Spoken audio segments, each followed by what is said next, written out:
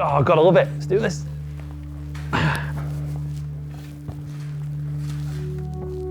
Cool. Real, seat's all yours. On the limit. Oh, okay, all right, good. So this is my TikTok. This is the bit I'm most excited about, if I'm brutally honest with you. I think so. Hi, I'm Dan Camish of Napa Racing UK, and this is On the Limit Season 3. Hi, I'm Jake Hill, and I'm driving for Rocket MB Motorsport, and this is On the Limit Season 3. My name is Tom Ingram. This is On the Limit Season 3. Let's do it.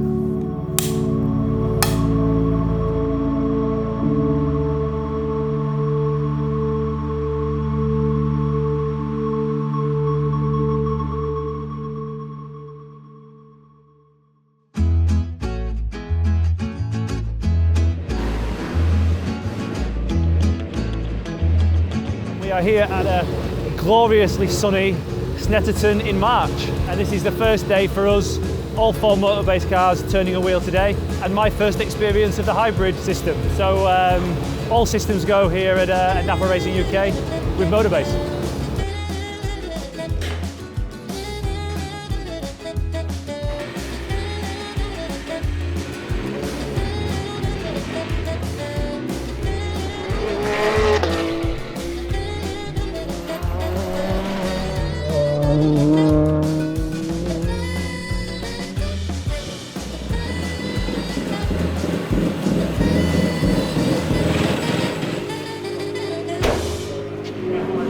Yeah, actually I'm surprised. I think it's better than what I expected. Yeah, Tom, you definitely feel it works. 100%. It's not, I really expected it's almost like you press the button and it's not the C button. How did I get into it? I was racing in Porsches in 2017. I was racing in the UK and also in Super Cup, which supports Formula One. My plan was to stay there, and I found out that Gordon was leaving Team Dynamics exactly the same time everyone else did. It was on, it just came out in Autosport, and I messaged Matt. I'd never really spoke to Matt before, other than walking past him in the paddock and saying hello. But I sent him a message just to say, look, I don't know, I'm sure this is a long way past being sorted, but just if it isn't, I'd be interested. And he actually wrote back saying, we are pretty much sorted, but your name was actually quite high on the list. We were told you were sorted to stay with Porsche, and we didn't take it any further, but we did actually think of you. And I was like, oh, that's a shame. It would have been nice to have kind of at least had a conversation.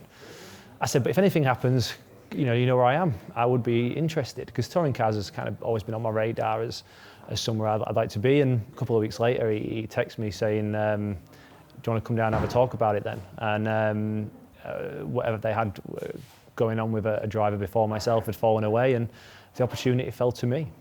As much as I enjoyed Porsche racing, when you race Porsches in the UK, it is a support championship.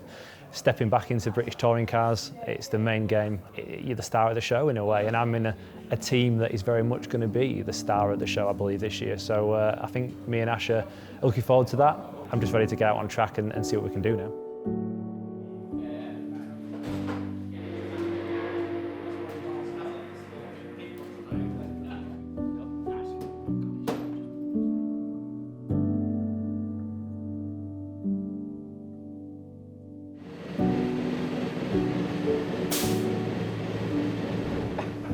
Down, first gear, he's got to press hybrid once on the steering wheel. Has he done that? So that will put EV mode on. So have you explained that? Right, yeah, so we're in EV mode. We are going to put the clutch down, hold the clutch down, engage first gear, press the once. I like it. Happy.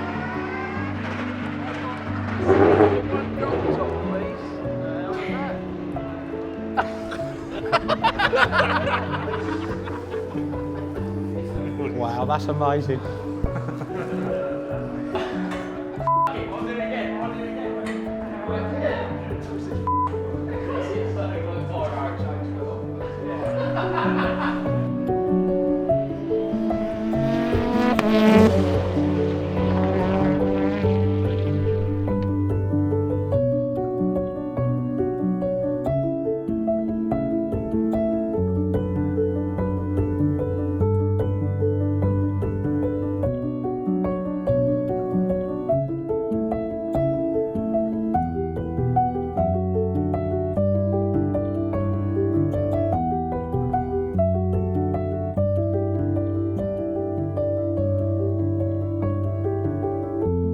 found out that there's opportunity to be with Napa Racing UK, for me it was a no-brainer. I think we're both just excited for what the future holds.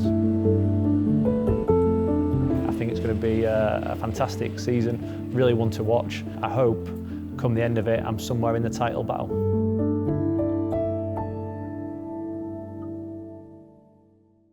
Up until I did touring cars, full time in 2016, everything was rear-wheel drive before that, with Porsches, Ginettas, etc. So for me, I think it is very familiar. And what I'm finding so far is I think I am better suited to it. It's just going to take a bit of adjustment. I first got into the BTCC actually in 2013. Liam Griffin, who was driving for Motorbase at the time, he was having his third child, I believe, and there was an opportunity to basically replace him at Croft because he had to obviously go and be with his partner. So that was my first opportunity in, and we won the Jack Sears Trophy straight away. And then from there, we just gained momentum, and we managed to find the sponsorship to do it properly in 2016 onwards. I think what 2022 will bring is a little bit more opportunity than 2021 did. I'm in a very, very good car in a West Surrey Racing, factory BMW, and that means that you're going to have the car underneath you every single time you go out on the circuit.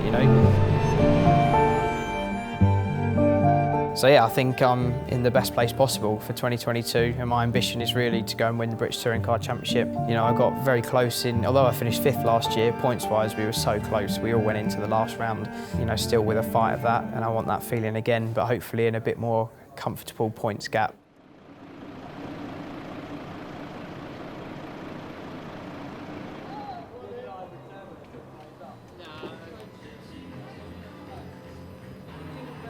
I'm Jake Hill, driving for Rocket MB Motorsport, and we're here at the Donington Test Day 2022. So this is the first test, first official touring car test of the year. So pretty much all the teams are here, and we're all sort of running the hybrid system for the first time as well. So I am confident, the car's handling very well. It's my first proper day in my new BMW for this year. So yeah, on the whole, we're just ticking our way through a list of setup options now and just seeing what works and what doesn't and what I like as well. And so yeah, very, very pleased.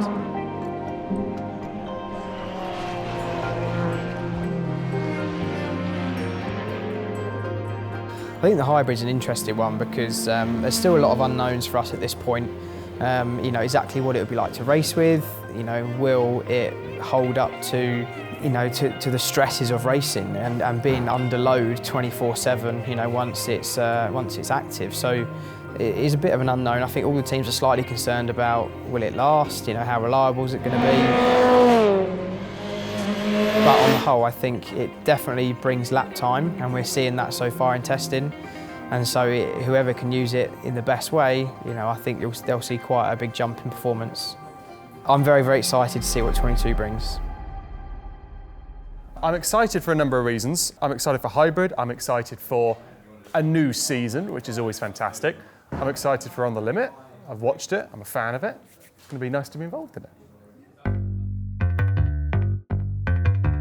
My name is Tom Ingram, this is my terrible head of hair, and we are at Donington Park. It is the official pre-season test.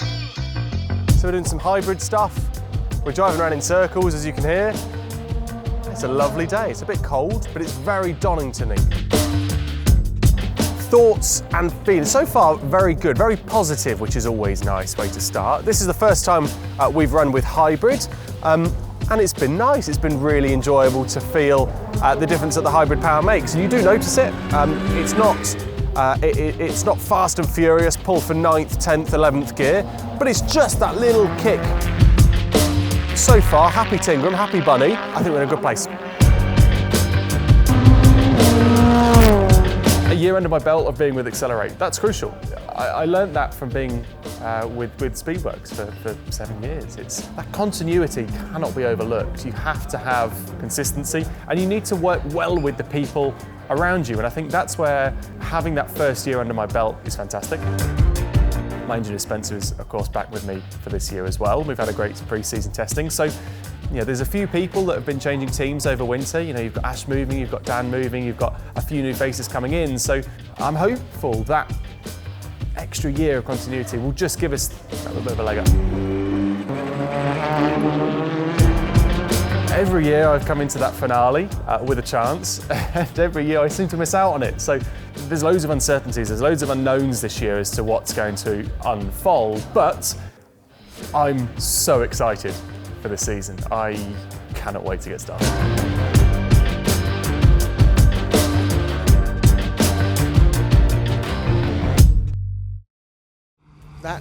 It does look like a fuel fire, if I'm honest. That killed the power. Dan looking so despondent. Well, you won't, yeah. It's an all-nighter at the very least for the Motorbase team, isn't it? Not 100% sure what's caused the fire yet. The car's literally on the way back now. It's coming down pit lane as we speak. It's one of those days. There's two halves of this garage, and unfortunately one has a lot of work to do, and unfortunately this comes with the territory sometimes.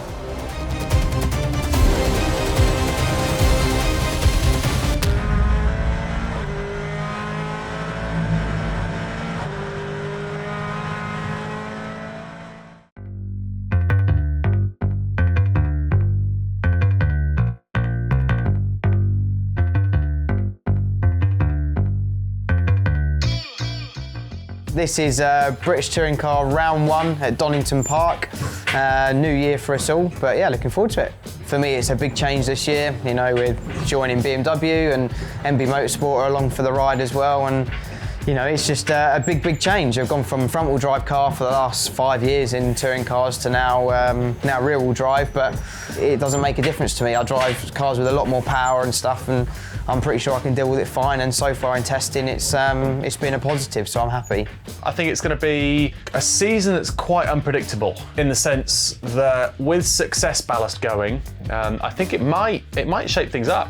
We might start to see that we can have a few more kind of consistent race weekends, and instead of it being a 20th in qualifying and an 18th in race one and have to fight your way back through, I'm hopeful that actually we might end up with a sort of a weekend of being able to be kind of consistently fighting for race wins. I don't think there's any added pressure. You know, I think myself and Ash, you know, we've both won championships in the past. We know what it takes to do that. And yeah, in some ways you could say my championships are only in a level below, but also, if the wind had blown in a different direction back in 2019, I'd have had one myself in just my second year. So 2019 was you know, a really difficult end to the season. What a fantastic season I had though. You know, only my second year in a touring car, only my second year in a front-wheel drive car, and pretty much nearly won the championship, but for about 13 corners, but who's counting? Ingram one up, so 2 places lost for Camish. The whole Camish! That's Camish, he's off the road! Dan Camish in the gravel! Dan Camish is out of the race, surely! It was an amazing season. I had 14 podiums, which, you know, if you can do the maths, basically half the races I was on the podium, which is, you know, quite an effort really. And it's not about, you know, it wouldn't have changed my life, you know, that's the truth. I would have had a trophy and a pat on the back, but I'd have still been here, sat here talking to you today. So that was the moment that was robbed from me, really. It's such a hard, long year. You need a lot of luck, a lot of speed, and to come so close to have it taken away was, yeah, heartbreaking. I could have had one before, but I'll certainly have one back before I'm done. Yeah, settling in very well. I think the biggest change for me has just been getting used to the car. The team, you know, they're such good guys and girls here. You settle in straight away. They make you feel at home. And I'm carrying over my engineer Craig and data engineer Rob. They come with me from the last couple of years, so it's really nice to have that continuity in some part of the people around me. It's been interesting. I've gone through quite a few front tyres locking up, but hopefully we're at the end of that now, and Rob can give me a bollocking if I do it too often, so that's fine. The way the hybrid deployment will work will effectively just basically take off from where the success ballast was last year. So obviously if we're coming into weekends leading championships, you know, winning races, we're going to get less. If you load on the pack, you're going to get more. So I don't think any of us really know exactly how much it's going to change the dynamic of the racing. So I think I've gone into the finale since 2017. I think I've gone into the last race weekend of the year able to win it. So I could do with it at some point. I feel like I've missed out on it too many times now. Donington is brilliant. Donington's absolutely fantastic. It's a circuit that Certainly one that the drivers really enjoy. You know, fast, flowing. It's the slipperiest place on planet Earth when it rains. Got some great corners. Donington's got a lot of undulation, a lot of up and down, big hills, big long climbs, and Looks fantastic, as all Palmer's circuits do. But from a racing point of view, it's fantastic. There's loads of places to be able to overtake. the hybrid system could give you quite a lot if you deploy it in the right way. It's going to be interesting. It's going to be very interesting.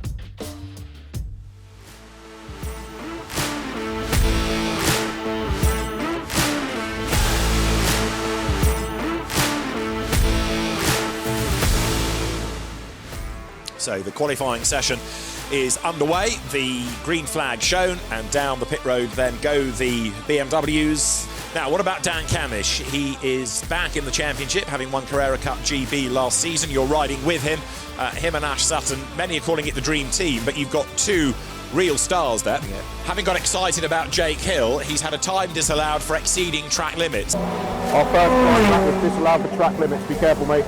As there you see, number 9 of Dan Camish. In the very colourful Napa, and there the blue light flashes. Now that's what Tim was talking about a little earlier. When that blue light in the side window flashes, you know, fire on the front of the car. Fire is there through the bonnet, and Dan Camish is going to have to park that, and he does, and he bails very quickly. I was about to say that blue light says the hybrid is being used, but this is going to stop the session, I would have thought, with the car in the gravel. So that car is 15th fastest. Dan's okay, but urgently needs marshals with the extinguisher. Come on, for sake. They're trying to get the bonnet, get some extinguishing under the bonnet, which is obviously the source of where the fire is. It does look like a fuel fire, if I'm honest. There's no black smoke from oil, and oil doesn't burn that ferociously. They haven't killed the power. Still pumping fuel out. That's why it's on fire. No.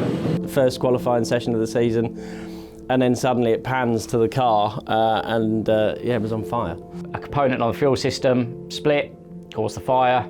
It wasn't a brand new component that weekend, but it was a brand new component in pre-season testing. It should have lasted 5,000 kilometres. It lasted less than 1,000. When the fuel is pumping at 5 bar onto a lot of hot things, fire is very hard to put out.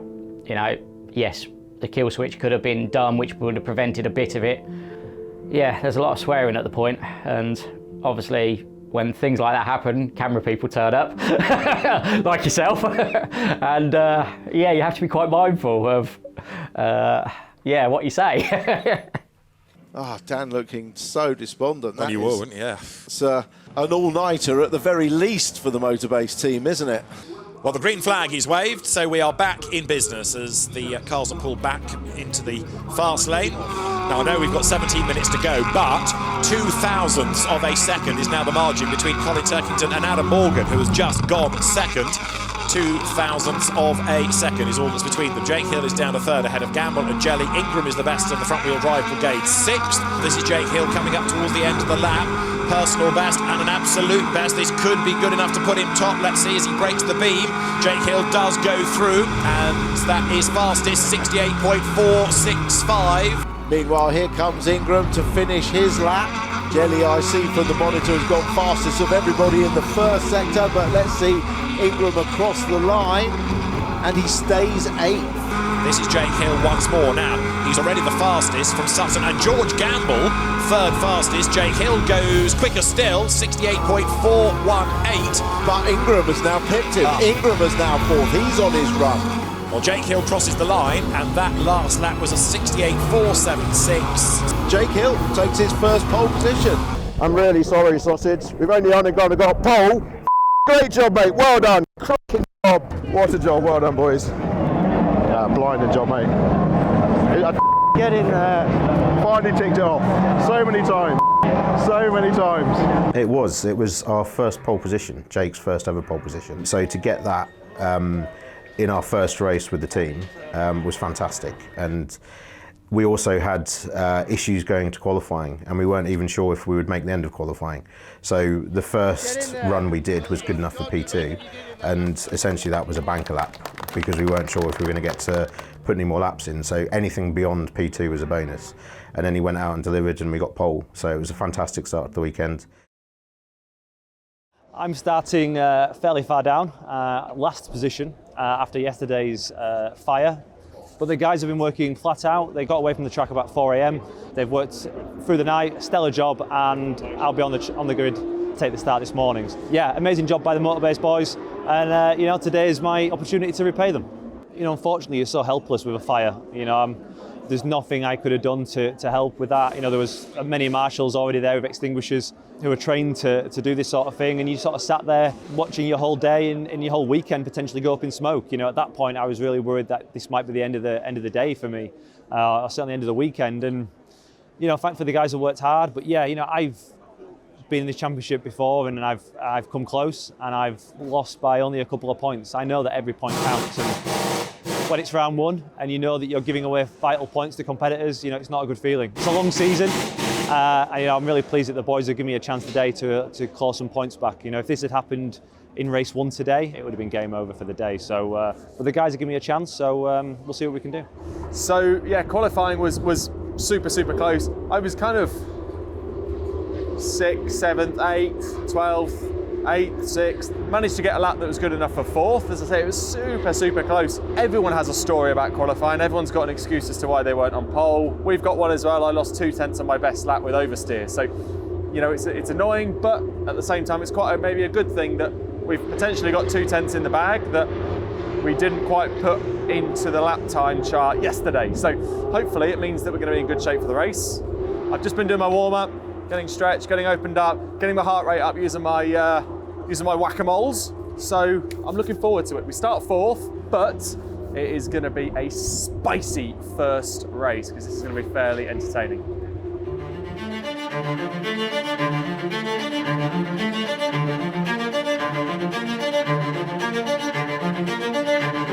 Green flag is waved. The 2022 Kwik Fit British Touring Car Championship season about to get underway. Lights out, it is blast off, and a good stop by Turkington, but a good getaway also by Jake Hill, who claims that inside line on the run down to Redgate. They might be out of the same team. There's no quarter given. Look at this, absolutely fantastic. They touch. Jake Hill on the inside for Hollywood, the outside through the Craters, the inside for the old hairpin.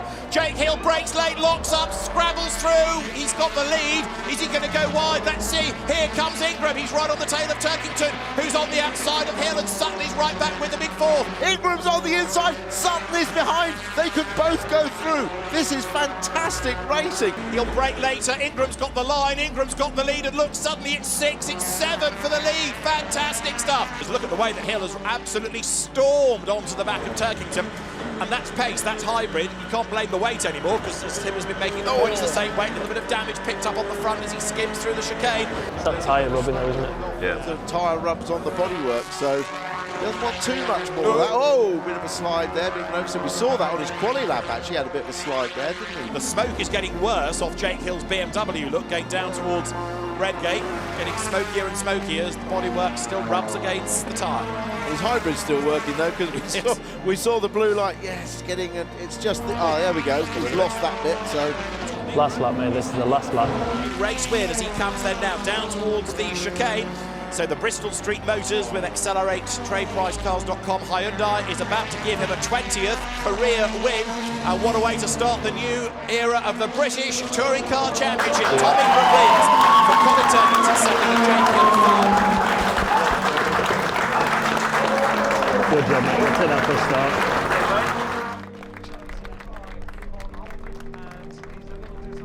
Yeah, it's been a tricky day so far. Obviously, we had a fantastic qualifying yesterday with pole position, and then in race 1, me and Colin having a little bit of a scrap allowed the others to come through. So it made racing a little bit tricky, and then I also got some damage from a little bit of mixture from Colin and from the tyre stack, which meant that ultimately when we did get back to third position, we got disqualified because apparently the ride height was too low.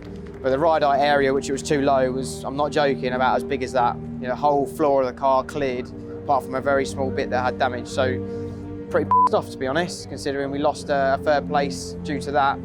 It's just, you know, it's something that's almost unavoidable. I didn't know about the disqualification, obviously, until we'd celebrated the podium, which almost makes it worse, to be honest, because you've done the podium celebrations, you've got your pot and your hat and your interviews and all of that, and obviously the most important thing, points. and now I've been stripped of all of that. So yeah, not happy. My best case is to get into the top 10, reverse grid, and then win the last race. You're now on the left, P16. How come? Jake got thrown out for ride-up failure. Yep. 16th. 16, I said, on the hill went, didn't they? Yeah. Yeah, Jake's gone to the back. It's a rule that's, they say, self-inflicted, basically because he hit the barrier that caused the damage. It's a harsh rule. But it's there to stop you, so basically what you could do is you can go and set your car at 50 mil ride height, smash into the barrier on the last lap and go, oh, I've only failed the ride height because I've got damage. That's why it's there. But sometimes it can be a bit harsh.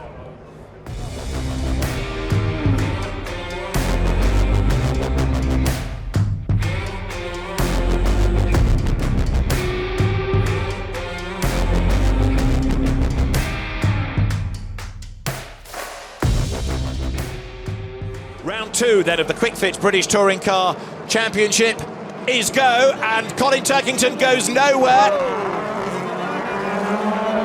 Everybody now has to dodge around him. It's going to be Tom Ingram in the lead as the cars accelerate. Jake Hill, another man on a mission now. He was 20th at the start of the lap, and he's surging his way forward. He's now gained 12 places as he heads down towards the chicane. Tom Ingram is still up front, ahead of George Gamble. Gordon Shedden third. There's only 7 tenths between the top two, but Shedden has done the fastest lap of the race. Jake Hill right with them. Now remember, he only has 8 laps of hybrid use. Some of the others around him have got much more. But he clears Camish, who suddenly drops back in the pack. Butcher, Rowbottom and Hill all jump Camish in a straight line. Very close at the front. Shedden is getting very close and looking quite aggressive. Camish versus Plato, absolutely as one. This fight is currently for 12th and 13th places, but it's an absolute zinger of a fight. Down towards the chicane they come. When one's gone, another one's still behind you, that's the trouble. Ingram goes a little bit wide. Shedden commits to the outside for the old hairpin. Wide in, tries to get the undercut coming out of the corner. Both on the hybrid, both the hybrid lights flashing away. They'll still be flashing, going. Look, they're using the hybrid all the way up the hill, both of them. But Shedden gets all the way round the outside. Stark is straight, they come. These are the race leaders then, who now start lap number 14. The gap 3 tenths of a second. Ingram's not going away. Gordon Shedden certainly can't relax, and Camish is in strife. I'm afraid the Ford has slowed right down. Well, that's a shame. This chain, you can get it back out again, even if it's lap down. Ask him. Ingram knows that Shedden doesn't know when he's using his hybrid, so does he plan to use it when he's not expecting? Come on, boy, last lap. How's he going to try and set it up for a pass? Will he save it all to use down a straight? He's flashing his lights, he's giving it full intimidation. Up towards Coppice, more lights are flashing. So through the yellow flag zone they will come. They're going to be nose to tail, so it's the run now down to the chicane that is Tom Ingram's last opportunity. He is using the hybrid deployment, understandably. He's not quite close enough, is he, to make a lunge up the inside, and so Gordon Shedden turns into the chicane. Ingram could not be closer on the run to the line, but Gordon Shedden is just going to hang on in there for Halfords Racing with Cataclean to win round 2 of the Kwik Fit British Touring Car Championship by 0.197 of a second from Tom Ingram. Yeah, good job, mate, well done. Pick up.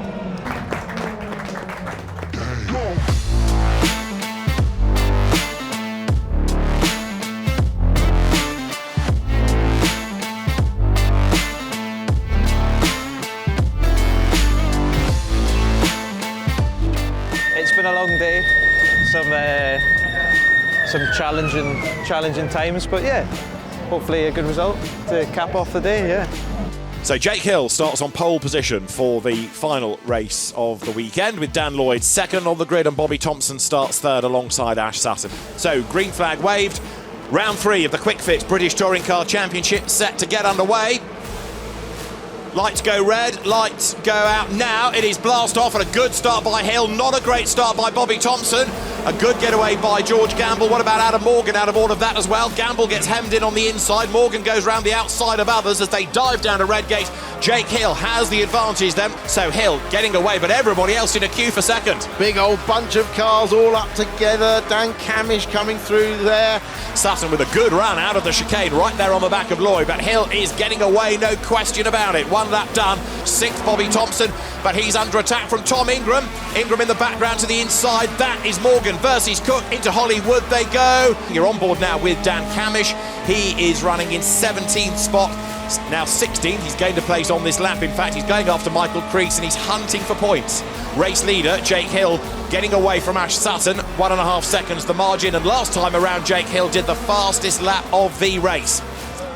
And there Ingram dives up the inside of Butcher. That's for position, of course. It is for 6th and he's gone through, elbows out, but Ting goes through. So Tom Ingram picks up the place, goes ahead of Rory Butcher. Yeah, so Camish in 13th. Now that, lest you forget, is the race leader, Jake Hill, who has just disappeared up the road. Here is Ingram alongside Morgan then, coming out of Coppice.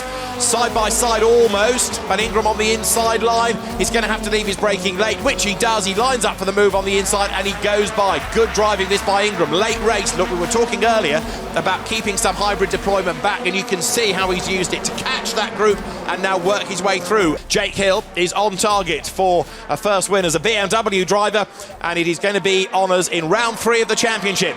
Jake Hill takes the checkered flag. He's victorious at Donington.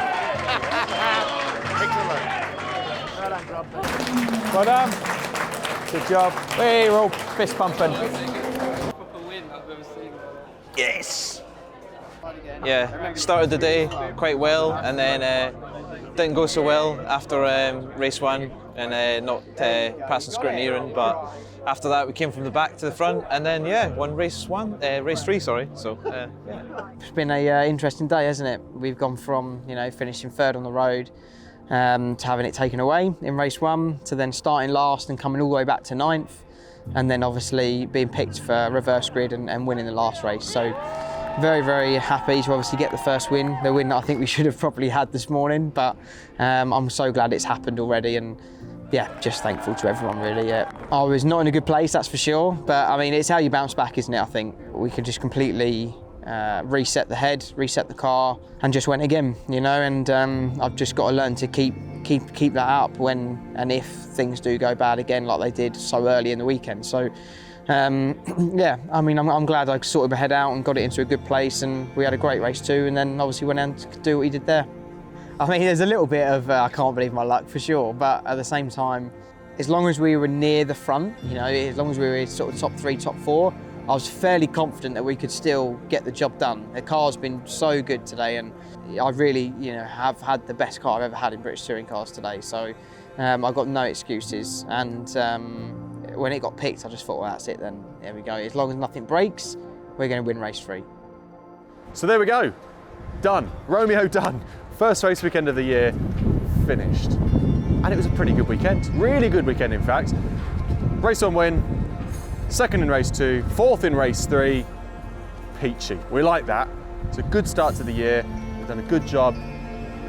Guys and girls packed down now. The car's going to go back to the workshop, have a full strip down, ready for the next round of the season at Brands, which we cannot wait to get started for. So I'm very happy with how the weekend's gone. I'm going to get back, I'm going to give the dog a cuddle, and I'm going to have a big pizza, I think.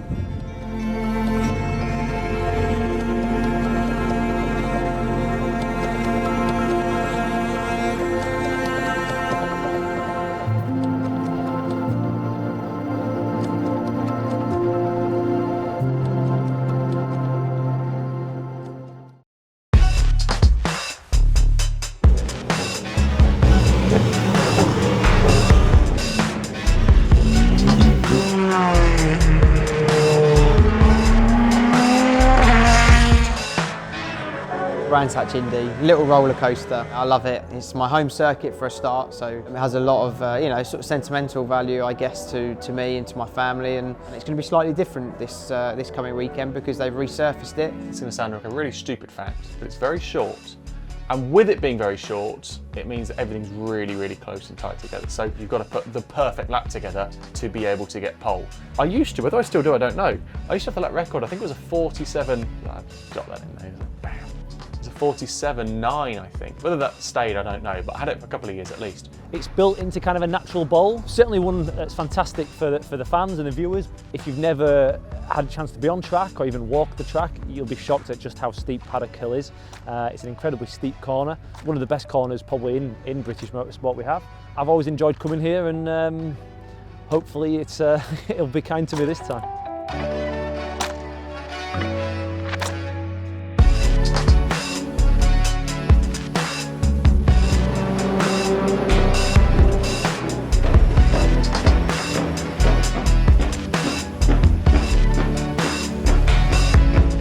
Wasn't the weekend I hoped for at Donington, and therefore I wasn't in the position I wanted to be, and therefore I had hybrid available all the time, as did all the people around me.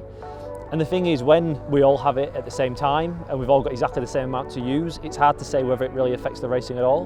We've all been racing quite a while. We can all look at a track layout and say, look, this is where we should be using it. The racing hasn't changed, which is a good thing. If anything, it's got slightly better. Every time you get a run on someone now, it's a challenge to see whether they're using hybrid or we're using hybrid. It's nice that, from a driver's perspective, the car feels good. Because that was always the problem when we had success ballast in the past. You'd go, well done, you've won a race. Now have a rubbish car. You wouldn't be able to stop, you wouldn't be able to get through the corners, you wouldn't be able to get it off the corners, so it just felt a bit crap. Well, now it's like, you know, well done, you've won a race. Here's still a good car, see what you can get out of it. And in that respect, it's really enjoyable.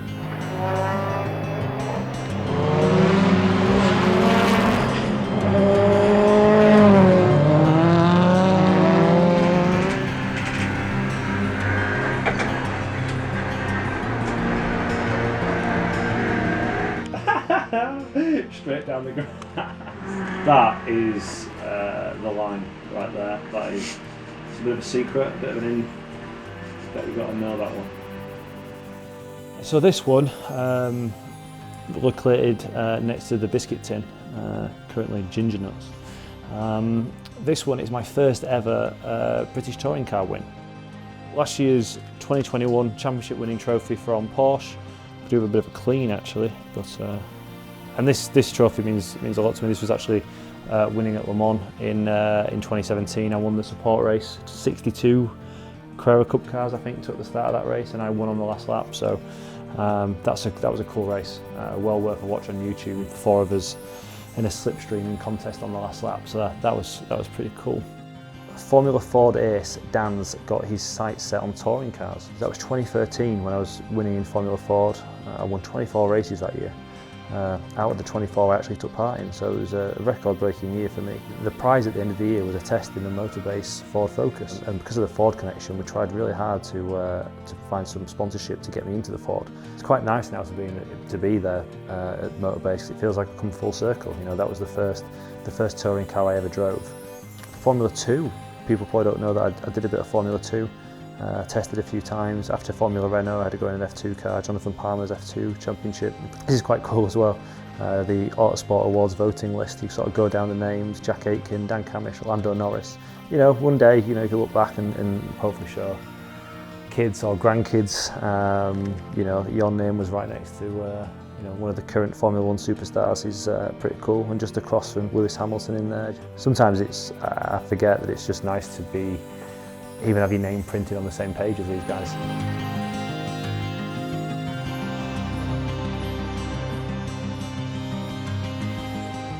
Donington was a shocker. I can't remember a sort of a worse start to a season really.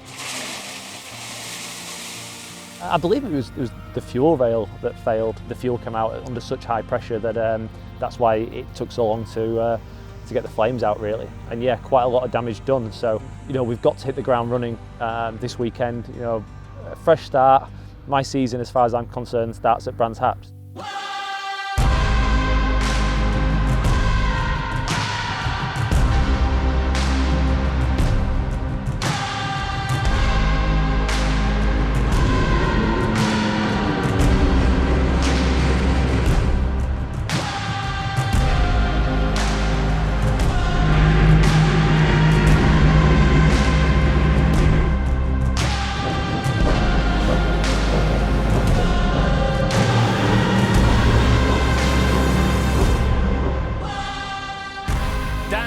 Who was second, has had his lap time disallowed for exceeding track limits. They are a team that is struggling. They just can't find the right balance on this car. And now Ash Sutton's had a time disallowed. Over the timing line is Jake Hill. He has gone fastest on a 47.706 by 21 thousandths. The BMW's handling well, but I still don't think we've seen the best of the front-wheel drive cars yet. Now we're on board with Tom Ingram, championship leader. No improvement on that lap, 3.5 tenths off. Copy that, we get next set of tyres and we get data at the same time.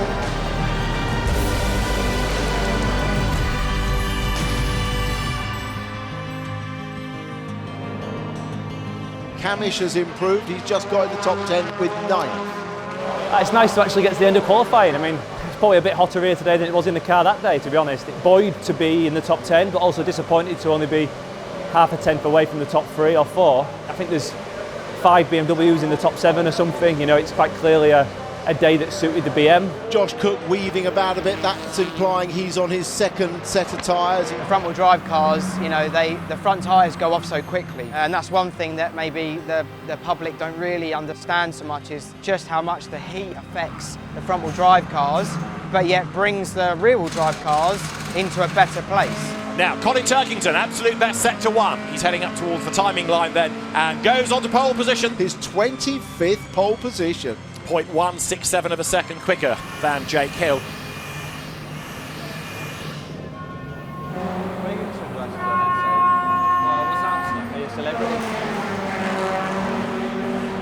We knew we were going to be maybe a little on the back foot because we came into the championship leading. It meant we had no hybrid. For me to be lining up right up at the sharp end, it's where we wanted to be. It's exactly where we wanted to be qualifying. Could murder a beer now, to be honest.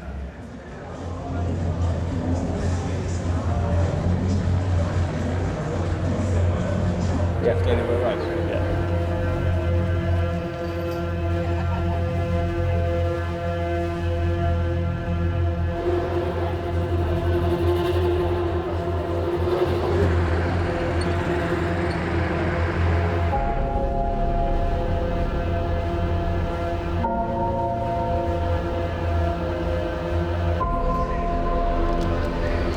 We're starting at wets, so we'll see what it's like. Just do the green flag laps and then make a call on the grid. Adverse weather conditions start, so we've got to queue up here. When the first car arrives on the grid, we've got 12 minutes. Went back a little bit on the damping on the rear. Just softened it off a little. 30 seconds to the first of 2 green flag laps. 30 seconds.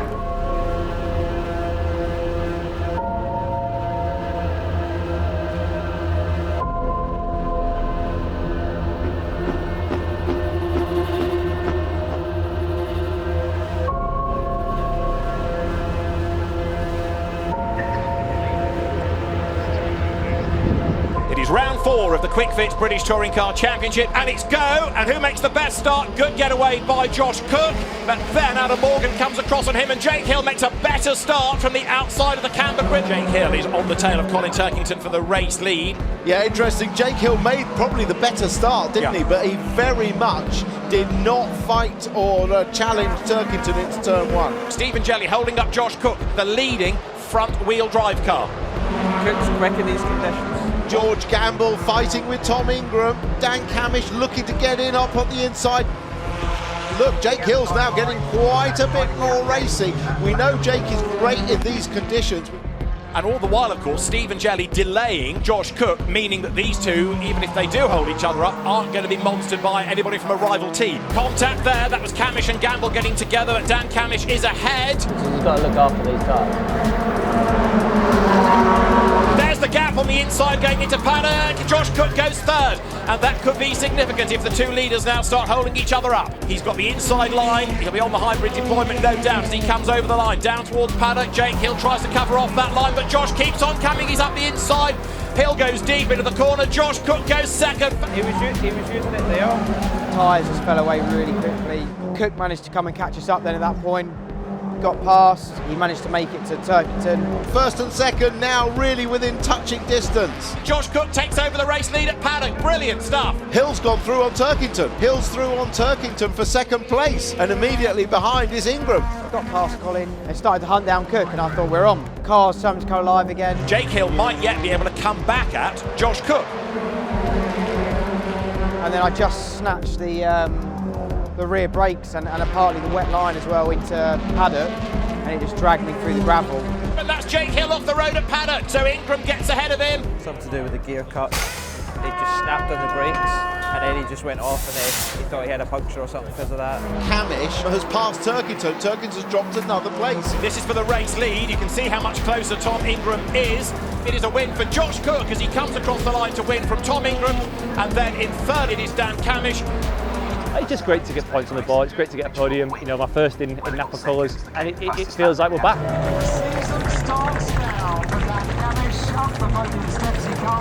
Yeah, that's my first podium in a touring car in a fair while, so it's nice that I can still do it. So the confidence will grow from here. Well done, congratulations. Tom Ingram in second place.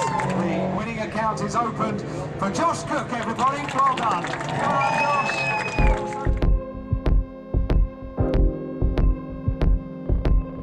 A bit gutted about that because I thought we could have quite happily at least had a P2 on the cards, which would have been great.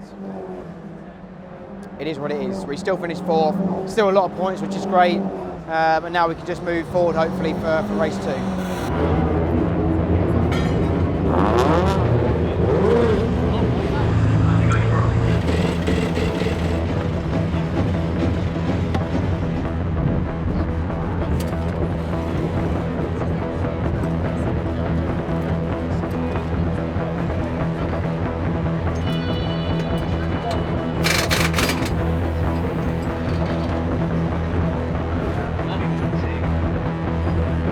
Just got wet.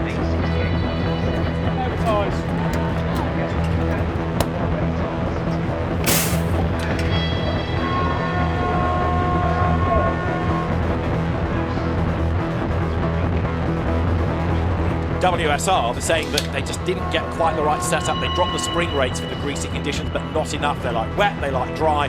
Those cars don't like intermediate conditions, and that is exactly what we have again.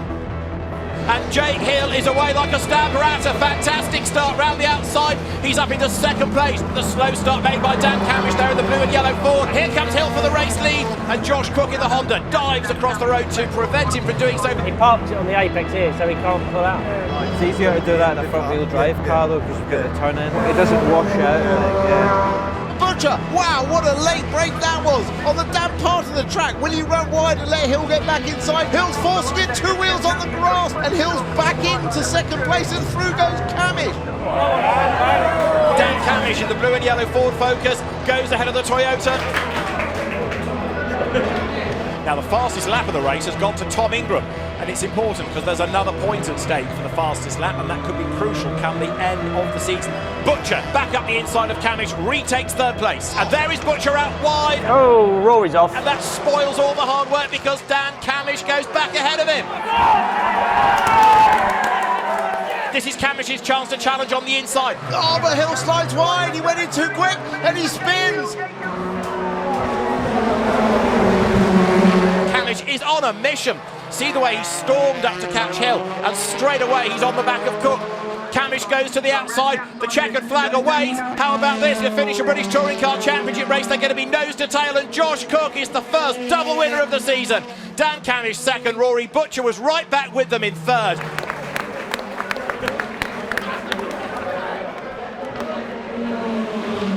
Hill will be really kicking himself. He needs to eradicate these small errors in his driving. It looked like we'll run for a second place, maybe first there, but we just ran out of grip coming up into Druids, and yeah, Jig's done well to recover it to bring the car home in 7th anyway, but yeah, tough. It's so tricky out there. You try and do things to the best of your ability, and sometimes you just make small mistakes. So I'm annoyed with myself because it should have been so much more. Okay, it was a pretty good drive in total, but still annoyed with myself.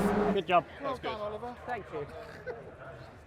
Oh, and West Ham are beating Man City. Yes. Dan Camish. To the second step of the podium he goes with a huge cheer and a second podium of the day. How would I word it? I think there's this image of me that I'm very intense, very driven, moody, kind of serious racing driver. Just a real intensity, which is actually kind of not true in many respects once you get to know me and if you see me away from certain aspects.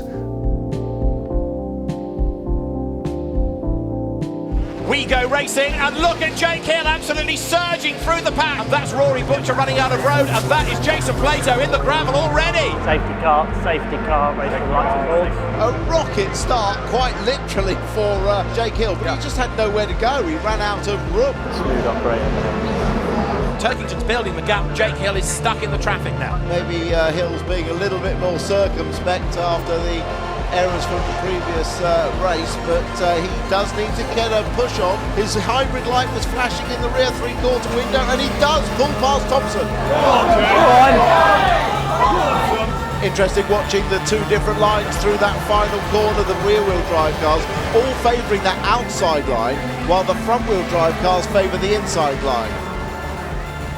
Oh, Ingram sees the door open and dives inside his teammate. Pace is good at that. There's only Colin who's faster than you. Tom, again, thinking about points, thinking about winning this championship that he really so badly wants to do. And Colin Turkington takes the checkered flag. He is victorious at Brands Hatch, a 61st career win from Jake Hill in second place, and Bobby Thompson a really, really good third. His best ever touring car result, an overall podium for the first time. Yeah, it was a tough one. We lost some front performance, so whether that's in a tyre or something that we've done, we didn't really change too much between race 2 and 3, so we're hanging on at the end there, I think. Yeah, there was a lot to think about, there was a lot to process. Every time we've been out there, the circuit's been different. So I've crossed my fingers that it would dry out a bit more, and it never really did. But we go away buoyed, we got some points, 2 podiums, which is fantastic off the back of a really tough Donington. It was great to bounce back, and we had to bounce back. It was important that I got my season started. Our cars worked a lot better in the wet conditions. I made a couple of really good overtakes. My start was lightning, which I'm very proud of. I finally got it right. They are, at the moment, I think for out and out speed, in perfect conditions, they are the fastest car. I'd say they're the fastest car by a little bit of a margin right now. We've got a car that's very fast at both ends of the spectrum, but in the middle, kind of struggles. At the moment, we can be fast throughout all. We just need to unlock something in this focus that we're kind of missing at the moment. Thruxton next, so yeah, looking forward to that. The BMW's apparently never been that strong there. I know what we need to work on now, just in terms of what we need to do during the race weekend, but yeah, I'm pleased. It's a good day.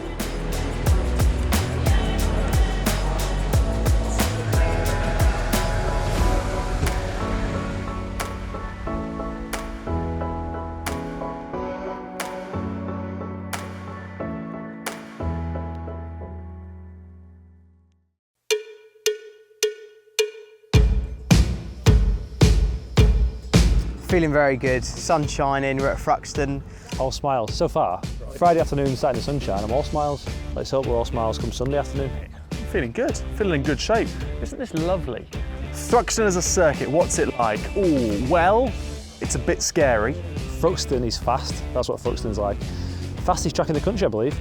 It's a bit fast, it's a bit bumpy. Oh, Thruxton's great. A lot of people potentially scared of it. I love it. But it's a circuit I've actually quite enjoyed. It is definitely on the scary side. It's scarier than most because you just kind of hang on to the car. I don't think it's quite as critical on having a good engine. You need a good chassis around here as well, and also a large pair of braveries to make sure you're getting quick out the back. But I enjoy it. It's a great circuit. It's really on the limit. It's one of them places that kind of separates the men from the boys, certainly out the back, when it's borderline flat. Yeah, I enjoy that kind of risk and reward element. And it's a ballsy track, no question. Noble, Goodwood and Church are 3 corners that, if you get wrong, you're at risk of having a big accident. If you get it wrong, it normally bites. We haven't been around here in the wet for quite a while, so at some point it's going to rain, and it's going to make it entertaining.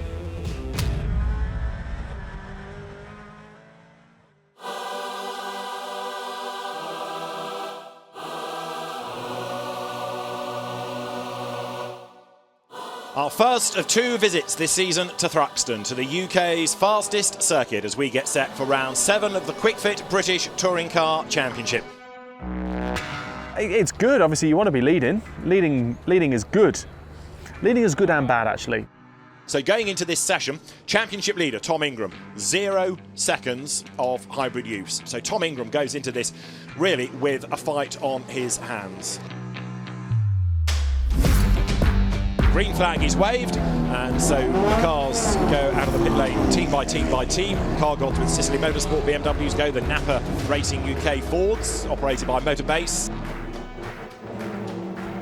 There is Jake Hill, who was in feisty form at both Donington and Brands, racing at Spa last week in historic, so he's got to get that out of his brain and modern day touring cars back in. Yeah, interesting. Quite a lot of the front-wheel drive cars staying out to do a second warming up lap before they cross their tyres. Some cars are in the pits, notably the Accelerate cars of Tom Ingram, Chilton and Jack Butel. Adam Morgan goes top briefly on a 16.6, but that's going to change. Jake Hill goes over the line and he does a 16.3, so that puts him to the top of the times. So that is Jake Hill going over the timing line, and Jake goes quickest, 1:15.387. Right, Tom Ingram is good to go. Now, where is the championship leader? 5th at the moment in the times. Right, next one to look for is Dan Camish, who is 6th, and he has done a personal best in the middle sector, a bit like Rowbottom. Can he hook this last sector? He's using the last of his hybrid look across the line. And again, he doesn't improve. I'm just wondering whether the circuit's got a bit slower. Jake Hill still the fastest. Tom Ingram's best lap is a 15.7, and that lap generates a 15.713. It's his best, but he stays 7th. Cook, Hill, Camish, Turkington, Sutton, Rowbottom, Plato, Ingram, Shedden, Jelly. That is the order at the moment, and very, very few improvements coming in sectors, so I think that order is going to hold. Now, Tom Ingram here, the championship leader, was looking spectacular, I should have said, rather than is. I bought mate before the start sector watch to save these tyres. Having a go, I think, in the first sector. Had that generated an improvement, he would have stayed at it, but he's down in sector 1, so he aborts the lap. That is a good feeling to have, to be leading the way. It does come with its penalties in the sense that gone are the days of carrying a baby elephant in the passenger seat, so we have to have a reduced amount of hybrid deployment. Let's just look at the order then. Josh Cook tops qualifying at Thruxton. Josh Cook ahead of Jake Hill and Dan Camish. Well done, boys. Take that. All right. Well done, mate. Cheers, Gav. Well done, mate. You got a wheel gun and stuff? Yeah. Got safeties. We need stuff for a fuel sample as well. Yeah, you take them. I'll take these. Off we go. Just waiting on the cars to be released from Park Fermi, and then there's a few scrutineering checks for the top, I don't know, maybe 5 or 6 cars in qualifying. Yeah, good result. It would have been nice to win pole, but second still really good. So.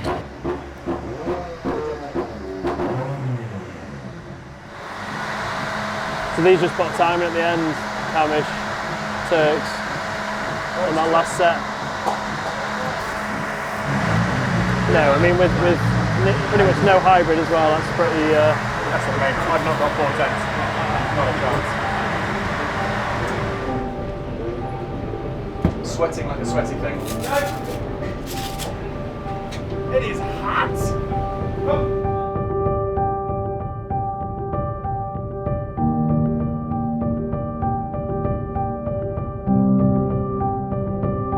It does favour the brave. You know, it's one of them circuits where, yes, a bit of bravery will get you a lap time out, but it might also lead to you being stood watching by about lap 3 or 4. You know, it's controlled aggression, I think, is the right word. Josh Cook, first pole of the year, lines up at the front with Jake Hill alongside. Dan Camish 3rd, his best qualifying of the year too, alongside Colin Turkington and then Ash Sutton. There's not a lot of margin for error, especially sort of lap 1 when you're heading down there in the pack. Round 7 of the Kwik Fit British Touring Car Championship from Thruxton is go. You know, your heart's in your mouth at times, you know, because at that speed, you know, once the car's sort of loaded and pitched in, any kind of tap at that point, you know, I think quite quickly it can all go wrong from there. Your interview with him, didn't he, about how to tackle the Campbell Crop Seagrave complex. Oh, and sideways goes one of the Fords. I think that's Camish. I think it's Camish. Oh! Pit crew be ready for Dan. At the very least, we're going to be taking some grass out of this.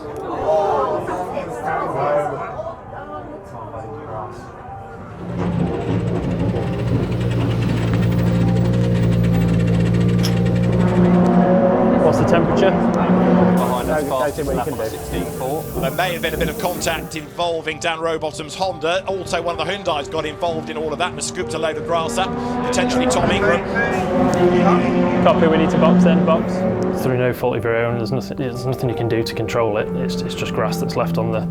After the guys have mown the grass, they just leave the grass behind and it just gets collected up. So you're stuck. As soon as that blocks your intake, there's nothing you can do. You've got to pit and get rid of it.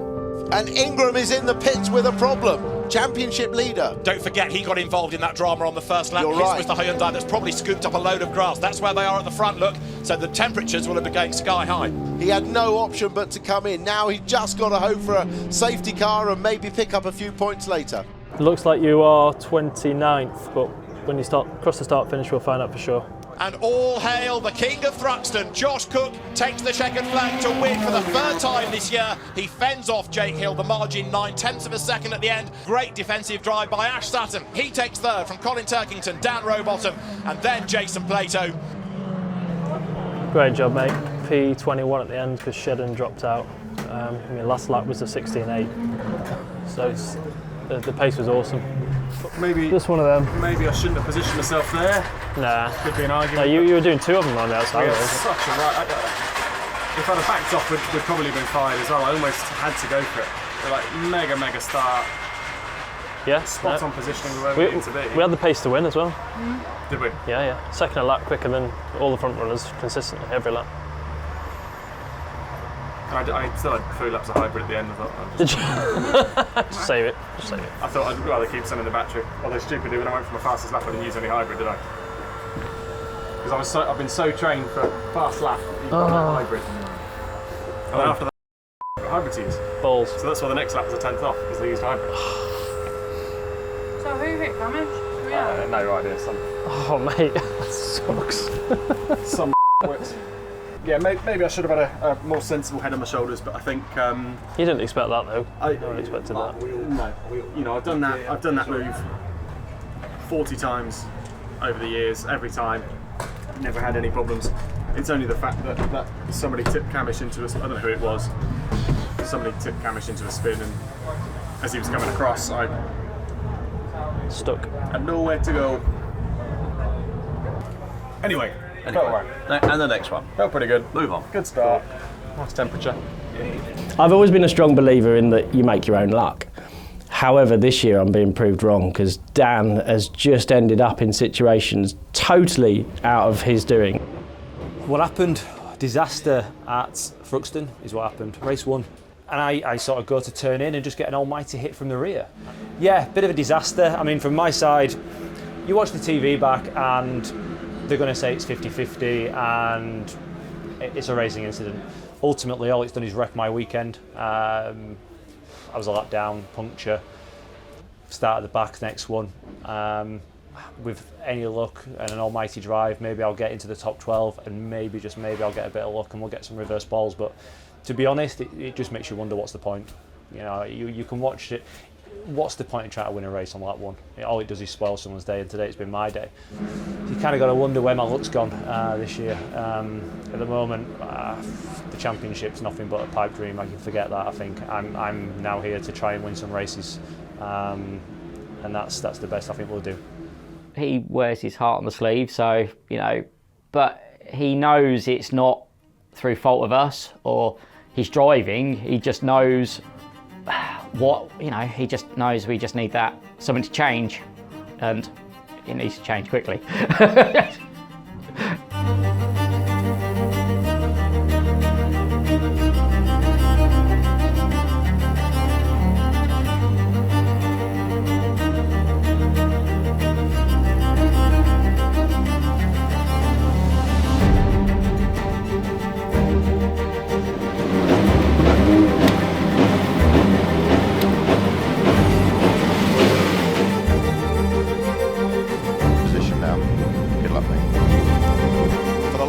Today at Thruxton, it's time to go racing.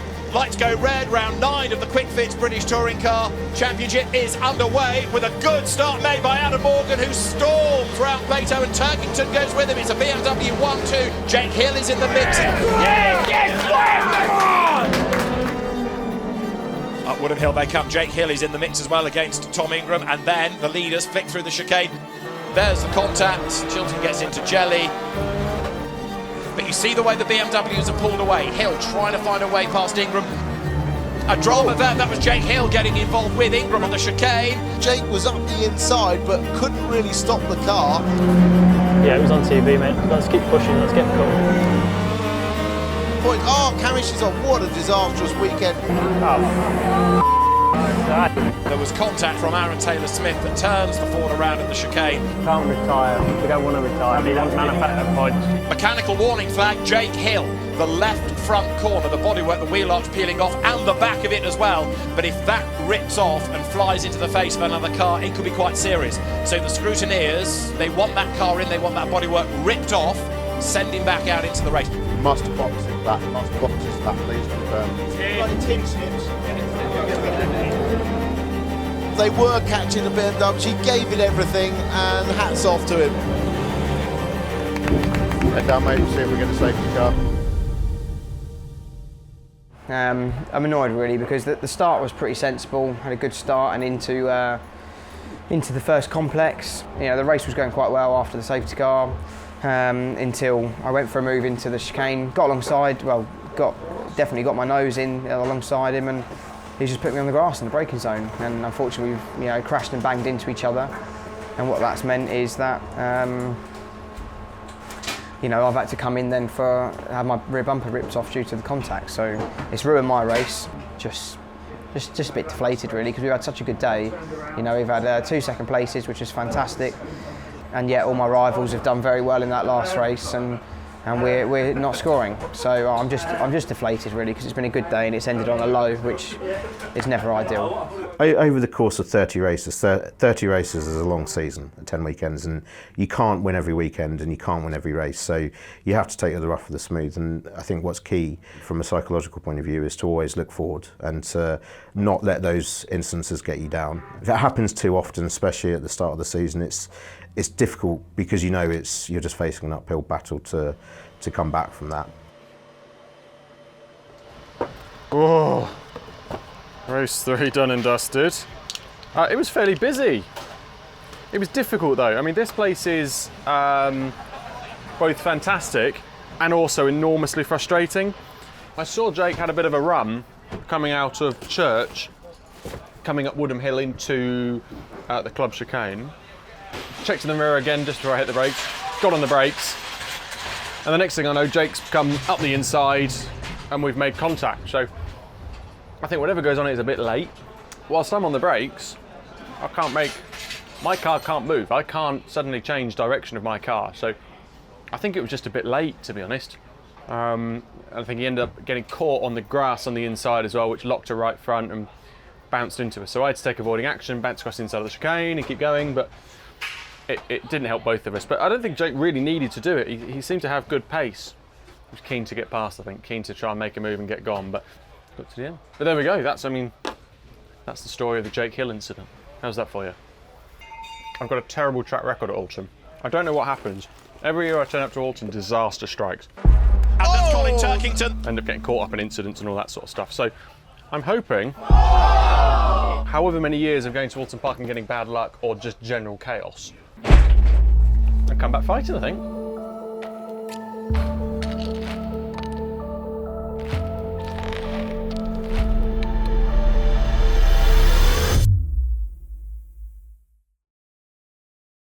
We are good to go racing then. That 5-second board is displayed to the drivers. The final race of the day. The lights go out, they blast away from the line. Good start by Jelly. Yeah, it was Dan Lloyd making that charge down the inside to that. Oh, now we've got a big goal. That's Dan Lloyd. That's Dan Lloyd mid-turn. Oh.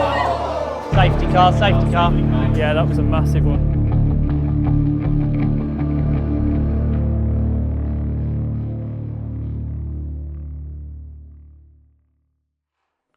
What are these?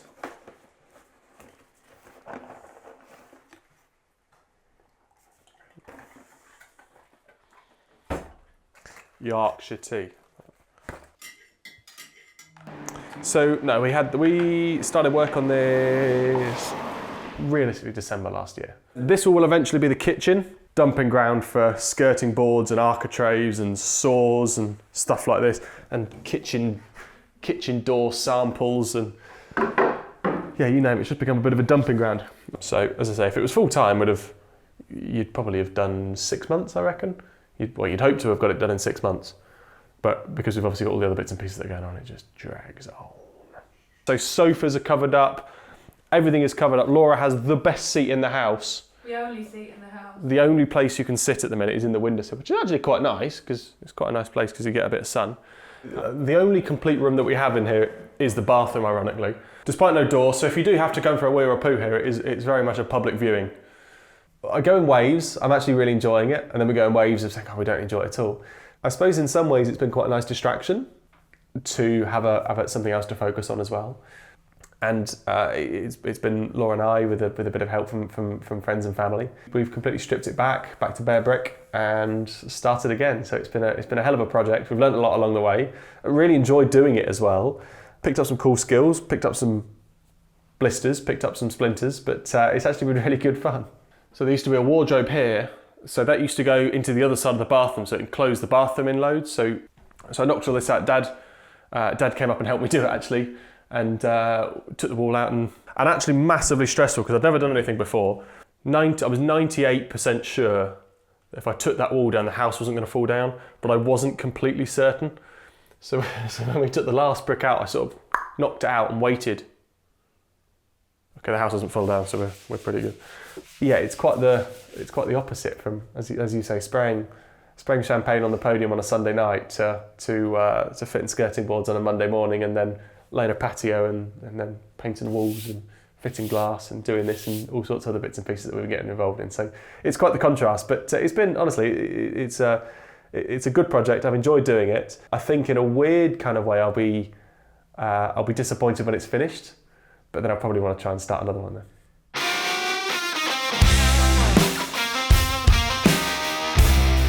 Well, it's Oulton Park time. What's Oulton Park like? Oulton Park for me, over the years it's been pretty good. It's never been my favourite circuit with results. I hold the lap record. Sick. I never knew that. It's definitely one of the busiest laps I think we do during the whole year. I love that undulation and that up and down and blind crests and stuff like that. Oulton Park is always for me like the start of summer, because it's usually quite warm, it's usually quite sunny, and I'm usually sniffing and sneezing profusely with hay. I think usually when I come here, I've had some good races, then I've got here and actually it's kind of not gone my way. Whereas at the moment it's not going my way, and I hope that I get here and it changes around and have a great day. So that's what I'm pinning it on. We were here obviously with the Ford Focus last year when I was driving for Motorbase, and coming here this time with the BMW, it's one of the BMW's favourite circuits. So I think we're gonna be all right. It's our annual visit to Oulton Park as we head to the northwest of England for rounds 10, 11 and 12 of the Kwik Fit British Touring Car Championship. So we're going to go out straight back in there, mate. Get as hot as you can.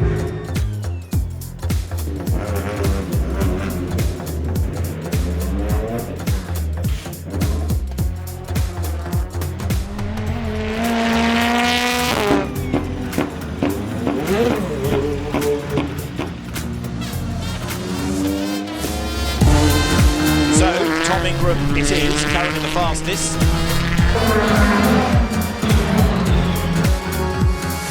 Well, Ingram has just done the absolute best in the first sector.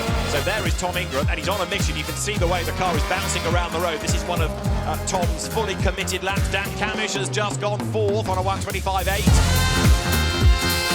But Ingram is set to go even better than a 25.6. He breaks the beam now, and it's a 25.4. And that is a new qualifying record, so well done, Tom. That car looked exciting, didn't it, on that lap? Yeah, Steve, great job, mate. That's still P1 by 2.5 tenths. Look, someone's on the grass. It's Jake Hill. Hill. So he's brought a load of muck onto the racetrack. He's absolutely clogged up the front. Careful, there is lots of in the front. Be careful of the brake temps and engine temp. Be very careful. We need to box and clear. We'll have time to go again. Box and we'll clear the radiator. So don't jack it up, just clear it and send it, yeah? So he's probably going to run out of time. Damn, he's cross with himself. Someone ran him off. Caught the tilt, came straight Tilt- out of the pitch. Right, okay. Drove him off the road. I didn't see that bit, but he was certainly effing and jeffing on the radio about it, so.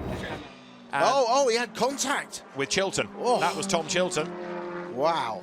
Well, that could have been so much worse, couldn't it? Tom Chilton was coming out of the pit lane. Tom Chilton was leaving the pits, and Yeah. therefore, as he came back onto the racetrack, here it is. Jake Hill suddenly finds himself having to dodge Chilton, and there was contact, and that put him off the road. Yeah. So That was completely Chilton, did not see him. Got to stay at that, no more. 9. No. 100. No. Park it. Park it. Park it Park without it. blocking the track. Park it without blocking the track. Park it without blocking the track, please. 100 degrees.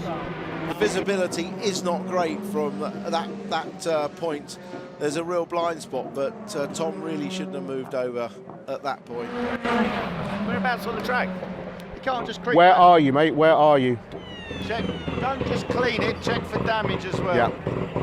Car looks fine, so we'll get going again and just keep an eye on the temp. We've got 4 minutes, so we might be able to get going. While you're finding yourself a gap, try and keep it in clean air if you can, mate. We will get another lap after this one. and a second red flag. And that's the reason. It's Aidan Moffat down at Island Bend. So Aidan Moffat, with under a minute, has brought out the red flag. Oh,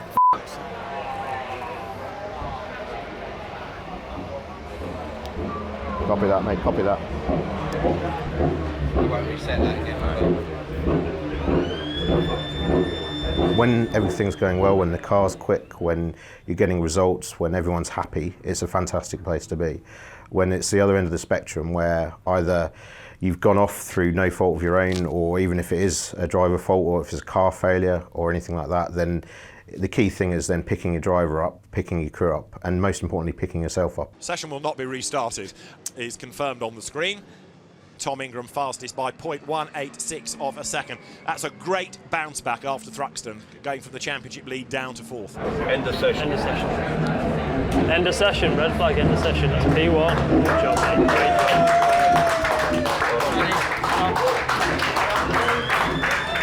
Awesome result, yeah. I think it's our first pole for the team, first pole for Hyundai, so made up with that. By a little way as well, nearly 2/10, so. Tom's come and stood outside our garage to apologise, mate, so let's just keep it nice and calm and sensible. Yeah, we'll go up the bus, but let's keep it sensible with Tom. He's stood here waiting to apologise.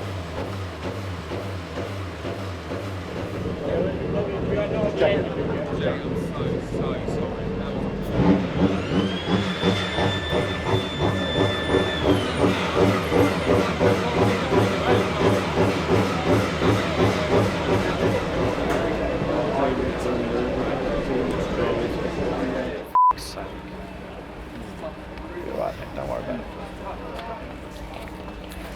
All done and dusted. Put it behind you. So slow. Where's our teammates? Collins P10 is not like in top 5 or anything. Nothing in it. 5 places behind him. Terrible. He's not your problem. No, I know. Don't worry about that. All right? You've got to do our own thing tomorrow, mate. Yeah. Ingram got pole. Yeah. I must admit, they are flying. They're on the money. But they haven't been the last few. They've struggled the last few. It started well, Yeah. and had a dip, and Only saw a bit on the screen, but it's quite obvious what it is. No, mate. Once he got to the end of the white line, he just turned stage left. You need to go and get him some bigger glasses. And getting Sean to... yeah, I did. Thank you, mate. Yeah, Cheers, buddy. I still think it should, I appreciate the apology, but Yeah, no, it still needs something doing about it, for sure. it's not. You've got to keep in concert. We're not rapid, but we're not slow. We'd have put it together. We'd have got a second run at it. It's the hardest lap I've actually put together in my life. That's like worst qualifying for a while, isn't it? I don't like being off the front row. No. It sucks. I would have taken row 2 though. How the worm has turned.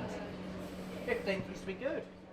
If you work on a good race car, which the BMW certainly is, it's an easier car to engineer. So when it's not quite in the window, you work hard, but equally that's fun. So when you go from a place where you're struggling with car setup, and then by the time qualifying or race 1 rolls around and you've got it right, it's a rewarding thing. But I'd say it's the more psychological side of keeping yourself and everyone in the right position mentally. That's, I think, is the hardest part of the job. Right. From pole then, mate. From pole. I think it's a good place to be. It's at least round here, it's going to be tight to overtake. Whatever goes on, it's going to be difficult to get past. But it's going to be that first lap that I think is going to be difficult. First corner in particular? Yeah. First couple? Yeah. So it's just that hairpin, getting the run down to the hairpin, because you only need somebody to have locked up further back. And it's chaos, but I think we're quick enough. Yeah, I do. So what's the plan for turn 1? I think, well, it's going to be dictated by the start. I think if I've got a good launch, I've got to stick to a racing line. Get a gap. Yeah.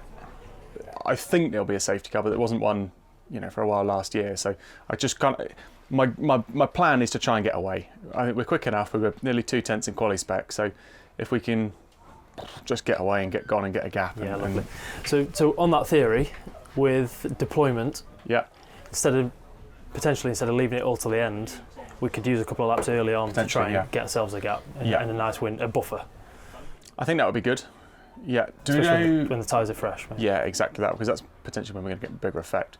It'd be worth just having a little note that you'll have it on there already, but just in terms of what deployment everyone else has around us, obviously Butcher's going to be fairly punchy with it. Have a lot more, yeah. Yeah, but just at least so we've got something in knowledge of what's going on. You don't get a proper sign of deployment, do you, on TSL? No, it's just on the ITV. ITV coverage whenever they decide to show it. Okay. Yeah, it's not a bad chat, to be honest, mate. Try and utilise it early to try and get a gap. At least a couple of laps. Just get a buffer and then. We still should have what have we got? 8 laps have we, or 7 laps? I think we've got. It's still not a bad amount to have. So yeah, I think that first corner is going to be important. I think that's where Royal try and launch his attack. So I watched it in the week. That's where he was always trying to be quite strong on the first lap. Was into the hairpin. Just got to be aware of that. Okay, there's obviously a BM behind him as well, so that's what I'm hoping. Get the jump on the BM with a rocket start. I'm almost hoping that we can that Adam can get in the mix of that.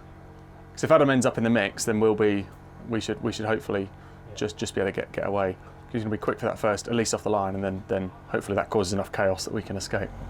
We shall see. Brilliant, that's the plan. There we go. Nail it.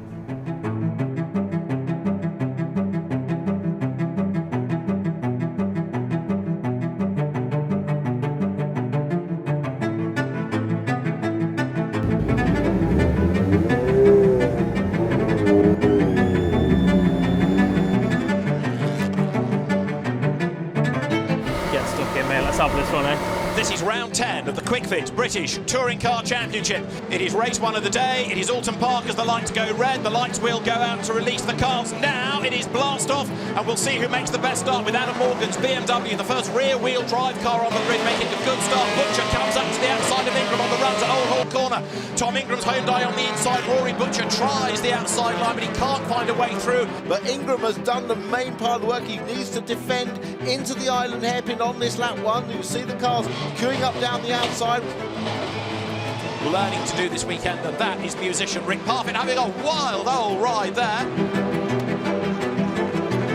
24, the black BMW on the outside line there against Sam Osborne. They try to go side by side through his locks, and it's there Sam Osborne that gets roughed up and put onto the grass. You saw how many. Oh, that's Ash Hand.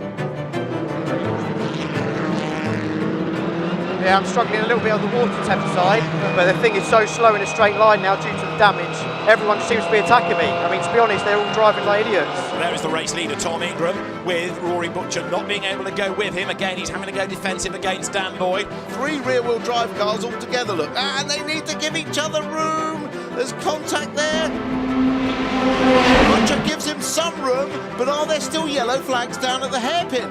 Through he goes. Ash Sutton commits to the move. He's gone through. The yellows are in, so that's legit. Gap to Sutton is now 3 seconds. Tom Ingram has done an outstanding job, and he's on target for his first Oulton Park win since 2013. He is going for his 21st win, that is, within the British Touring Car Championship. It's a win for Tom Ingram at Oulton Park as he crosses the line to win round 10 of the championship.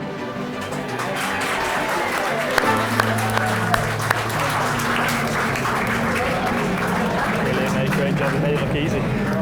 Well done, guys. Fantastic. Well done, Spenny. Brilliant. Did it well, you just kept the gap. Absolutely brilliant, isn't it? Right, we'll see it part for May, darling. Second win of the year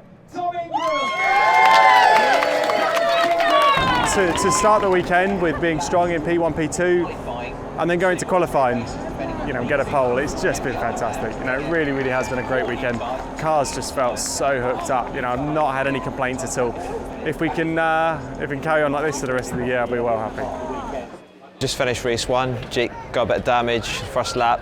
He's crumpled the bonnet and sort of affected our cooling system. So managed to finish the race in 13th, so we still get a couple of points. But now we've got a really short turnaround before the next race, and we've got a bit of work on. So yeah, best get to it.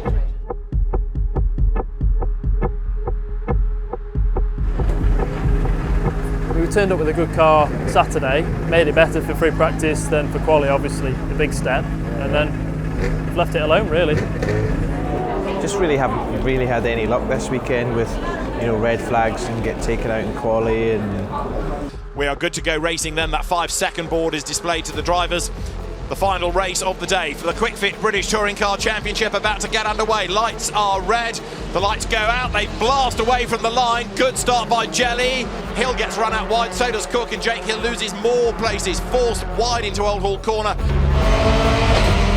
Just forced Josh Cook wide, he nearly went off, there's lots of locking up, Jake Hill's gone straight on! Oh, a potential race winner, cold tyres, he manages to get the car turned back on, but cold tyres into that, oh, now we've got a big call, that's Dan Lloyd been turned! And that's Colin Turkington that's arrived on the scene as well. This is going to be an interruption for sure, it could well be a red flag, others have gone off in avoidance.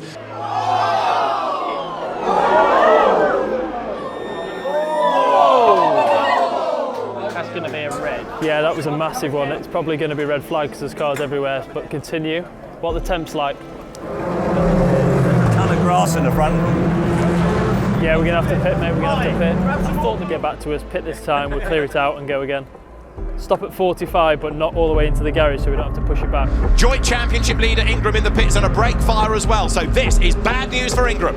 And Thompson has beaten him out of the pit lane. They just had to remove that banner, but they're going to be at the back of the field because everyone else has gone through. Safety car in this lap.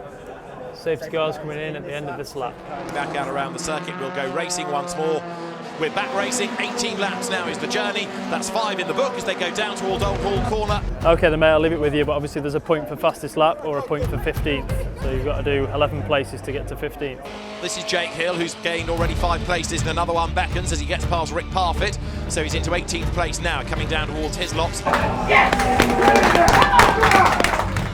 And Jake Hill gets right into the back of him, saying, come on, hurry up! The two championship guys, Sutton and Ingram, have just been following each other through because there's a few more places for them both here.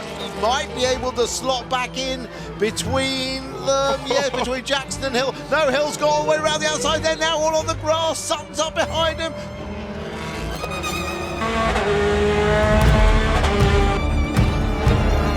Mix the inside against Dexter Patterson. He's on the inside line, Jake Hill has done it. The checkered flag is at the ready, out of Dearly, the checkered flag is ready. Stephen Jelly wins at Oulton Park ahead of Aidan Moffat. The rest of the field stream through.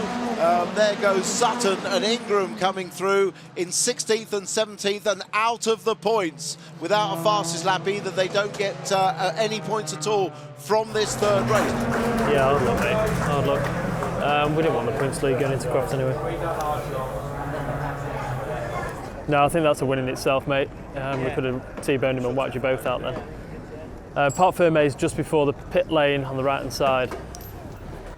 That was a tough one. We took to the grass again to avoid a car in front of us, so it's either T-bone someone and wipe us both out or take to the grass and try and avoid him, so that's what we did. Filled the radiator with the grass again and then had to pit to get rid of it.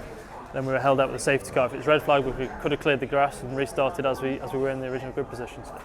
Oulton Park for me historically had been a bit of a rubbish circuit. I'd never really had the rub there. I'd always had either a bit of bad luck or caught up in incidents or caught up in a bit of drama. And it was just a fantastic weekend. Honestly, I couldn't have asked for any more. We started so well we rolled the car out for the shakedown on Friday afternoon, and Jesus, the car felt phenomenal. Honestly, I've never felt it before where I've got into a car and within 2 laps, it was like, whoa, this is spectacular. Like, I can't ask for anything more from this. So to get that out of the way and be like yeah, that was mega. Pole, 2 wins. That felt such a weight that had been lifted off of me. That then just sort of enabled us to concentrate on the back end of the year, really, that we could then focus on getting this drama out the way of the Oulton Park weekend and eyes down, focus on the rest of the year.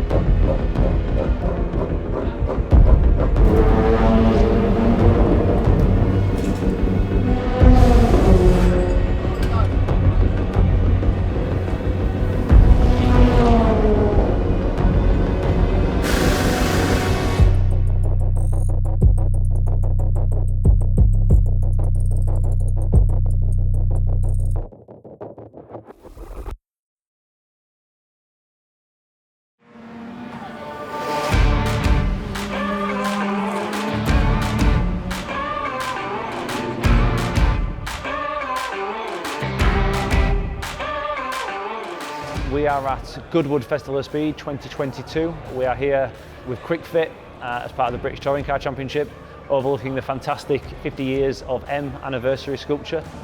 Really looking forward to the hill climb. Been up once before, but briefly. It was more of a demo than a run up the hill. Didn't try to go up too quickly, but this is a bit different. First time I've been able to sort of try and actually see what it's like at speed.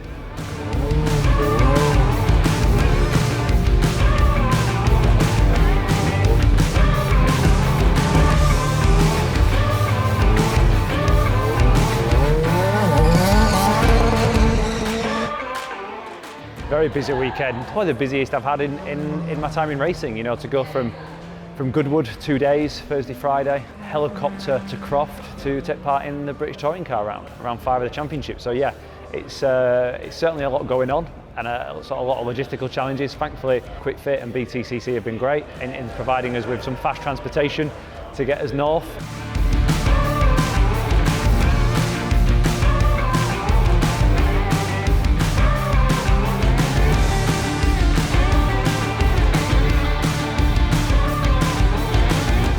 Car down? 12 minutes.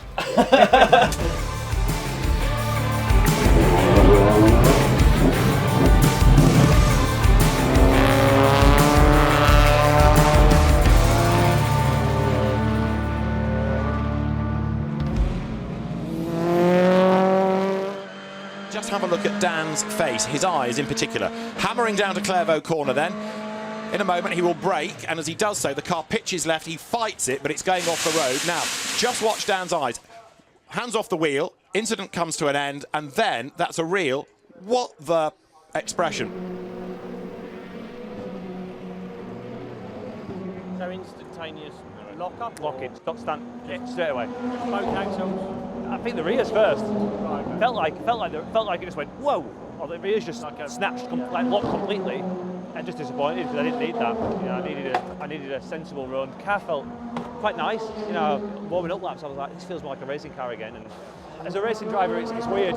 You kind of you never really know if you've made a mistake, but you kind of have an idea when you have and when you haven't. And it all happened so fast. You know, I've hit the barrier quite square. They are the proper sort of Tech Pro barriers that are there to design the impact. I wasn't going slow when I hit it, but I also wasn't flat out when I hit it. You know, a lot of the speed had come off. So yeah, there's some bumper damage, and the bonnet looks a bit banged up. But behind that, I don't think it's the end of the world. The guys will throw a few new parts at it and it'll be fine. It's more understanding A, what's just happened, and B, are we confident it ain't going to happen again? Because when you're not sure what it is, obviously we need to go away and understand very quickly. Not what I needed, because I really needed a decent session to get my weekend on track, but unfortunately it's not to be. So all I can do is put my faith in the guys to repair it and do my best job I possibly can in qualifying, which I know, I can still perform to my best and get a good lap out of it. So.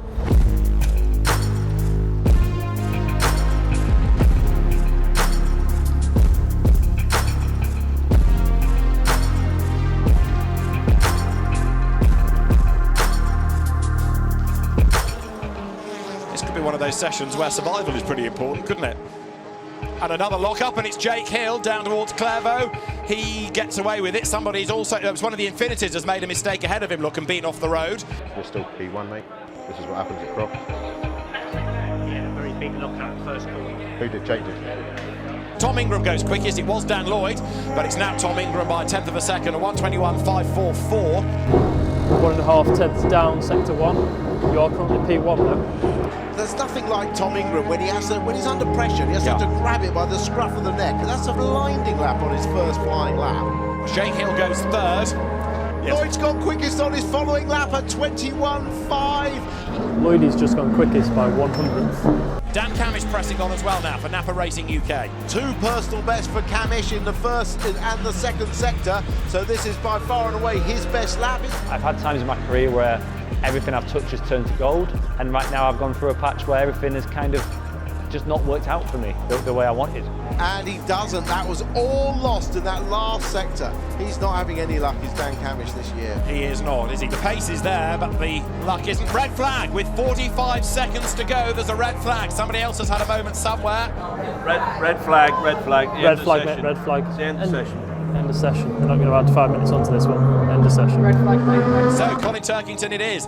Career pole position 26, and he's done it by 27 thousandths of a second.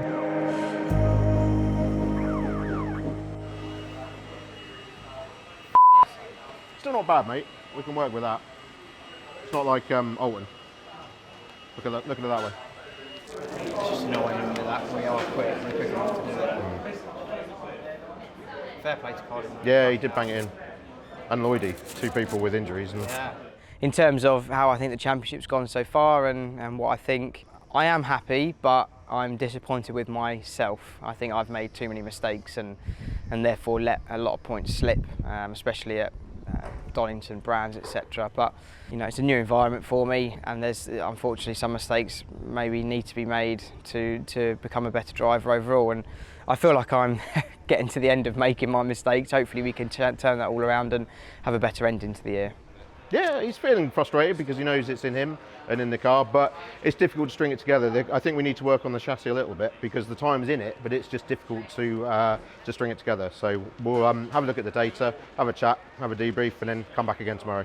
Yeah, the car's working well, the car's doing what we want it to do at the moment. I think the key thing is to try and stay level-headed and not start to get carried away looking at results and things like that. You know, although we're at the end of this weekend, we'll be at the halfway point. Actually, it's an important round of the season to sort of lay your marker, is to sort of say we're here for the season, if you like, and not just looking for race wins. So if we can stay consistent, that's a really important thing. So yes, the results have been great. Yes, we've been quick. Yes, the car's feeling good. But the deep down stuff is we still need to be consistent, and we still need to be a bit boring in that sense. So it's good, we're in good place, but let's not get ahead of ourselves just yet. This is for third, Dan Rowbottom versus Tom Ingram. This is Dan Camish, who is currently 14th, that's Bobby Thompson ahead. You start 13th, 14th, and I finished 13th, 14th. You can't go forward, it's just a queue, it's just a train. I'd love to drive through people, but unfortunately, there's not what you can do. Ingram is under attack from Hill, and again, Rowbottom tries that outside line, except this time he can't get back into the pack. He's trying to stay on the outside of the BMW, but he couldn't do it. But at least he does fend off the attack of Ingram. And now that Hill's getting all toey against Ingram, that is meaning that Tom Ingram drops away slightly from the leading trio. Hill looks to have really good pace, doesn't he? Ingram still has the fastest lap. That hasn't been beaten, but part of that is because they're attacking and defending against each other. last corner, the drive off the hairpin, it's good for Dan Lloyd. Checkered flag at the ready, it's a second touring car career win, and second at Croft as well. Takes the checkered flag to win. Race 1 of the day at Croft. Colin Turkington is second, Dan Rowbottom third ahead of Ingram, Hill and Sutton. Yeah, well done mate, brilliant. So that's P4 with the fastest lap, so good job.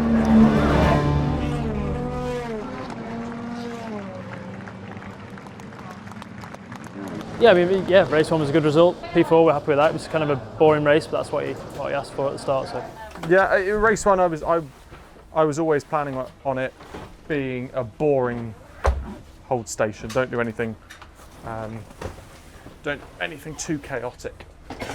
We just needed to finish and stay out of trouble. And then race 2, I thought, right, we need to take a bit of a risk here because we knew that around here, once the race gets going, it's very difficult to kind of overtake and it gets into a bit of a rhythm. So really the good opportunities are in those sort of lap 1, lap 2. So had to capitalise on that. Side by side they come, Ingram round the outside, he's going to do to Turkington what Lloyd did in the first race and he goes through. Fantastic move. Home circuit, of course, Yorkshireman Camish was really looking forward to racing here, but the weekend was just not delivered for him. Yeah, well, you know, one thing snowballs after another. His problem in practice with the off meant he didn't have his setup for qualifying. We heard him explain it on the grid, and it's hard to get your momentum back. Oh, what a weekend. I'm glad to see the back of this half of the season. I've had everything thrown at me, and I've certainly at times started to doubt myself and what I can do in a touring car. Oh, they're side by side. Oh, Camish had to escape road. Yeah, he had to abort. He could not go through there side by side.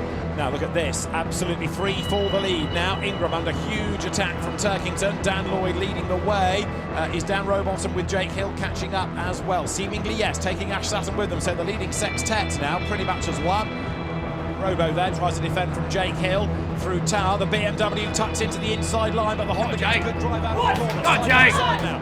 Rowbottom on the inside line, Hill on the outside, but he does it, goes right round the outside of the Honda. Yeah!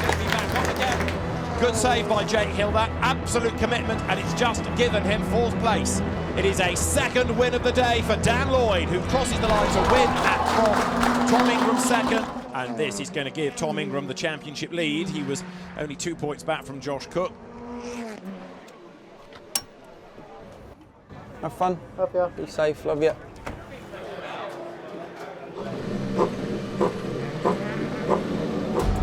It's Croft, it's Gordon Shedden on pole position, and it is go. Right, Dan Camish's view. Tom Ingram is ahead of him. Dan Cam 9th and still desperately trying to find places. Interesting though, isn't it? You know, Camish, for all that he says about, you know, the car, he's hanging on to Tom Ingram here very well. Right with Ingram, the dominant car of the weekend, and you're right with him. Yeah. So Ingram goes through up into 7th place, and now Camish tries to make his move as well. So Dan Camish all over the back of Dan Rowbottom, who's got to get his elbows out here and defend, but Ingram has finally gone through, and look, straight away he's up the road. He's a rally driver, not a race driver. It's laughable. It's not finesse. There is no finesse to him. It's like watching a Rock 8 grabber go. But it's fast as Yeah, will Camish try it up the inside dive? He looks like he is going to, and yes he does. Difficult move to pull off, but he gets the car stopped right in front of the Napa Racing hospitality box. They'll have enjoyed that. And Gordon Shedden takes the race win in race 3 at Croft. Gordon Shedden victorious. Josh Cook second. He will be delighted, if not relieved as well, with that. Rory Butcher takes third. 4th goes the way of Stephen Jelly. 5th for Jake Hill. Yeah, good. Job. Right, well done. How was that? For myself, it's been a good day. You know, we've been in the top 5 all day, which is great. You know, there's not many days you have like that. Obviously, I'd love to have been on the podium today. It's my first time visiting Croft since 2019, where I've not been on the podium, so a bit sad about that. However, I'm sure it will come good at the coming rounds, and hopefully we can make a bit of an impact. I love Knockhill. You know, Knockhill's a great circuit. Yeah, I'm really looking forward to it. You know, I'm intrigued to see what the BMW is going to be like around there, because I've had 2 really good cars the last 2 years at Knockhill. So, and the BMW is obviously supposed to be pretty good as well. So, this championship is so hard now, like incredibly hard. The qualifying bit is so important. You know, and that used to be the bit I was good at. That's the bit I thought I based my weekend around. Yeah, I wasn't always the best guy coming from the back to the front, but if I started at the front, I could certainly stay at the front and I could win races. And that fire at Donington put me on the back foot from the start. You know, the crash FP2 yesterday was just bizarre, and a mechanical failure that no one's seen in years put me in the barrier. And it's just little things like that upset your weekend, and the fact is we've got to improve, and we've got to come back to the second half of the season with some luck and a bit more speed, and then it's all to play for.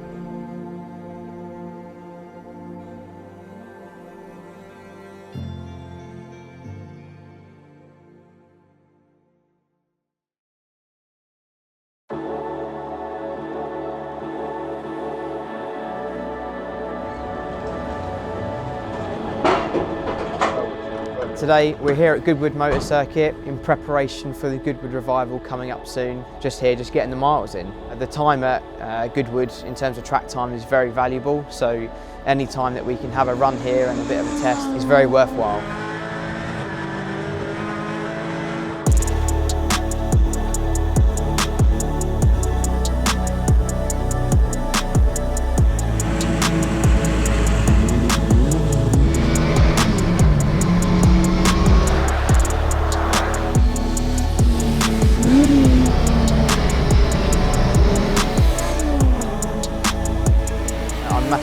My historic racing. It's got a lot of soul, we've got a lot of love around it. I think it's almost like a side hustle, a side career to obviously the British Touring Car programme. So Rick Wood is predominantly a car builder and engine builder. He's renowned for his Ford Capris, but also the reason I've got to know Rick, he invited me to drive his Skyline one day, and my love for Nissan Skylines sort of echoed through with Rick, and our relationship grew from there. And we're just here to make him a little bit quicker in his Capri so that we're ready for when we race here at the revival.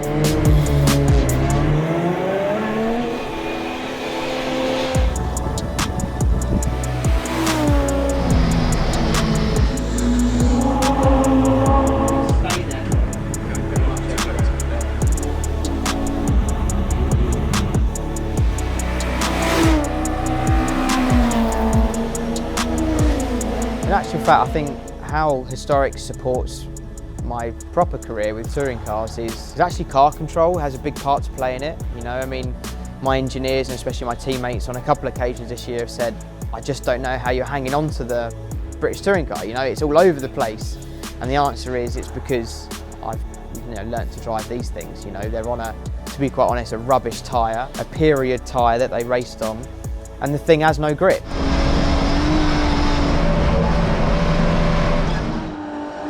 So you learn to deal with a car that moves around, slides, and is, imperfect in pretty much every way.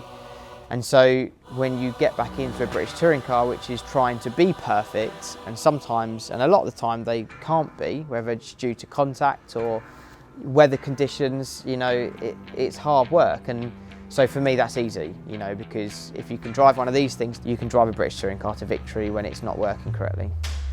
When we come into Knockhill for 30 years in the British Touring Car Championship, this is where the crucial points scoring begins. It is a good getaway for Jake Hill. Sutton again, now attacking on the outside as they come down to the hairpin.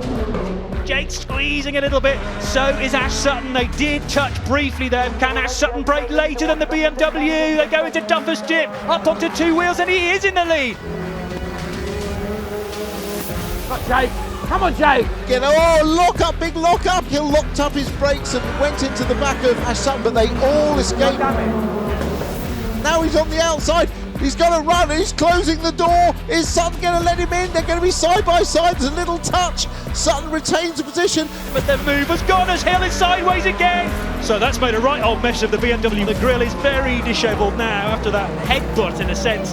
Jake Hill will have plenty more ideas up his sleeve. Will draw level on the outside instead. Now he's through. He's got cleanly in front this time. Yes! Come on! Sutton's looking for that opportunity again. Jake Hill closes it off. Now he needs a really good hard lap. And Jake, very judicious use of the curbs there, floating the cars across Duffers. Yeah, sublime car control on tyres that are getting a little bit beaten up right now. But it is a win again for Jake Hill here at Knockhill to kick things off this weekend. Get in! Get in! eventful race one, definitely, you know, but I got a really good start from pole position. Immediately Ash with that front wheel drive car and how good they can brake initially, straight on top of me, and to be fair to him, he pulled a really good move into turn one around the outside, but then the car came alive for me and we just got after him. It was really just a case of, right, just spend a lap behind him, think about what you're doing again and have another go, and that's exactly what we did. Obviously from a points point of view, fantastic. Onto the top step of the podium, Mickey congratulates and holds the trophy high. Jake Hill.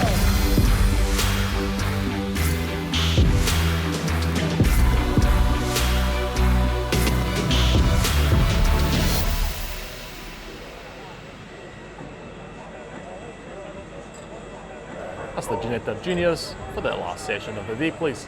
I'm fairly useless at most things in life. Driving a car, I think, is the only thing I'm actually half decent at. But I can do accents. And the good thing is I can sort of merge in, you know, so if we're talking Australia, then we can go over to somewhere like Wales. And once you're talking in Welsh, it's absolutely banging. I wouldn't say it's a talent, it's just a weirdness.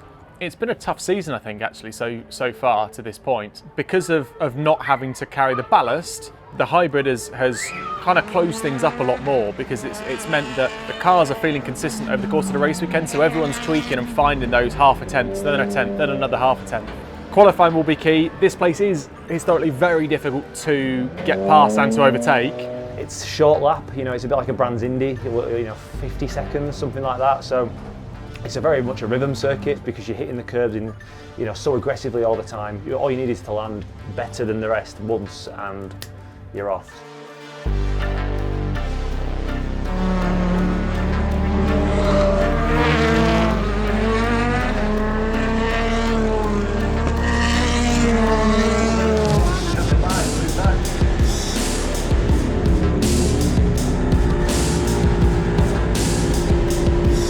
Go on then, sausage.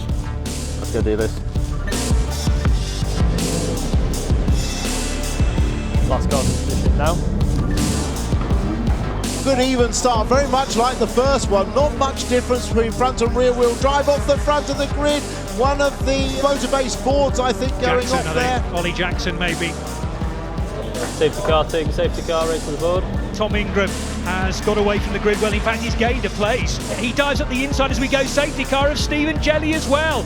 What this does do, though, is it gives the BMWs a little bit more time to get more temperature in their tyres. Jake Hill particularly, so he'll be pleased to have this safety car, because it means Ash Sutton can't attack him so hard when his tyres are cold.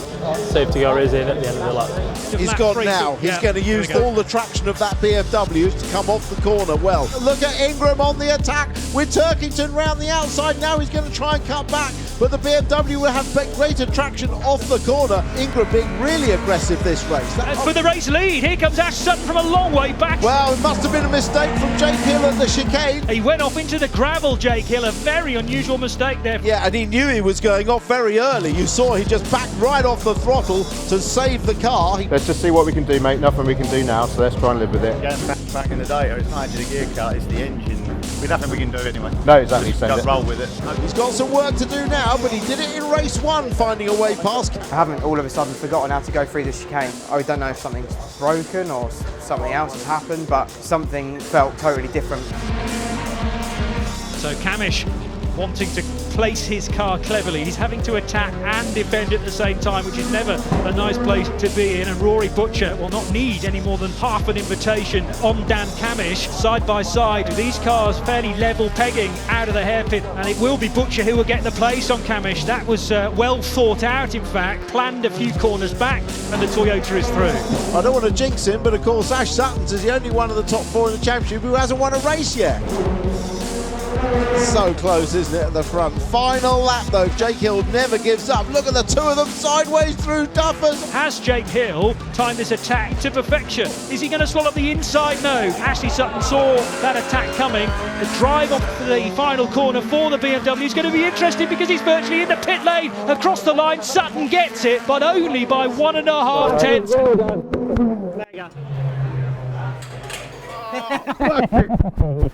Oh, mega. Sorry. God, Jake Hilby ruined that mistake he made earlier in the race to let Sutton through, because he couldn't get back past. I got a good run out of the last corner there for the win, obviously, to the line. and he's putting me on the grass and putting me into the pit lane, so I've had to lift out the throttle. So yeah, I mean, he's feisty, that's for sure. So yeah, it's a tricky situation, but you know, we just got to live with it and move on. Tom Ingram, good for championship points, finishing in 4th position. Yeah, it looked a lot better visually. You maintain with Shedden and Butcher. Yeah, we're able to get around Gamble at turn 2 anyway, so. First 5 minutes, rapid. Yeah. Literally like pushing people around. Yeah. Pulling from Butcher, looked really strong. Got everything I needed in the middle. And I'm sat there thinking, we're on now. Mega. And there's literally, I can literally sit there in the seat and say it. This is it. This is the moment. And is it like that? Like that. You can pick the lap. Yeah. You can feel it happening under you. It's just like, that's it, it's gone. Can't get it stopped, can't get it turned, can't come off the corner. And Butcher's like, whoop, bye, go on. Everyone just went. And I'm left. I've got to do it. I can't drive any faster than that. I'm doing my best just to drive it at that speed. It makes me look amateur. Forget about the way you look, the way. Yeah, but you need to get over that and go, right, park that. How do we make the car better? It's not how we make you better, it's how we make the car better. So at this point in my career, I'm not sure I'm going to get any better. I'm kind of where I am, where I am. And one thing about me that I wish I could change, but also I know that you can't really change who you are in deep down. I care what people think. I wish I didn't. When I joined British Touring Cars, even though I'd been warned about it, probably one thing I didn't realise was how much of a bigger step it was from a support category to the main championship. How many more people were watching, how many more people had an opinion. I do find that quite difficult sometimes, you know, because you are sort of part of this, you know, big show, and everyone's got an opinion on it, some good, some bad, and overcoming that, I think, is quite difficult.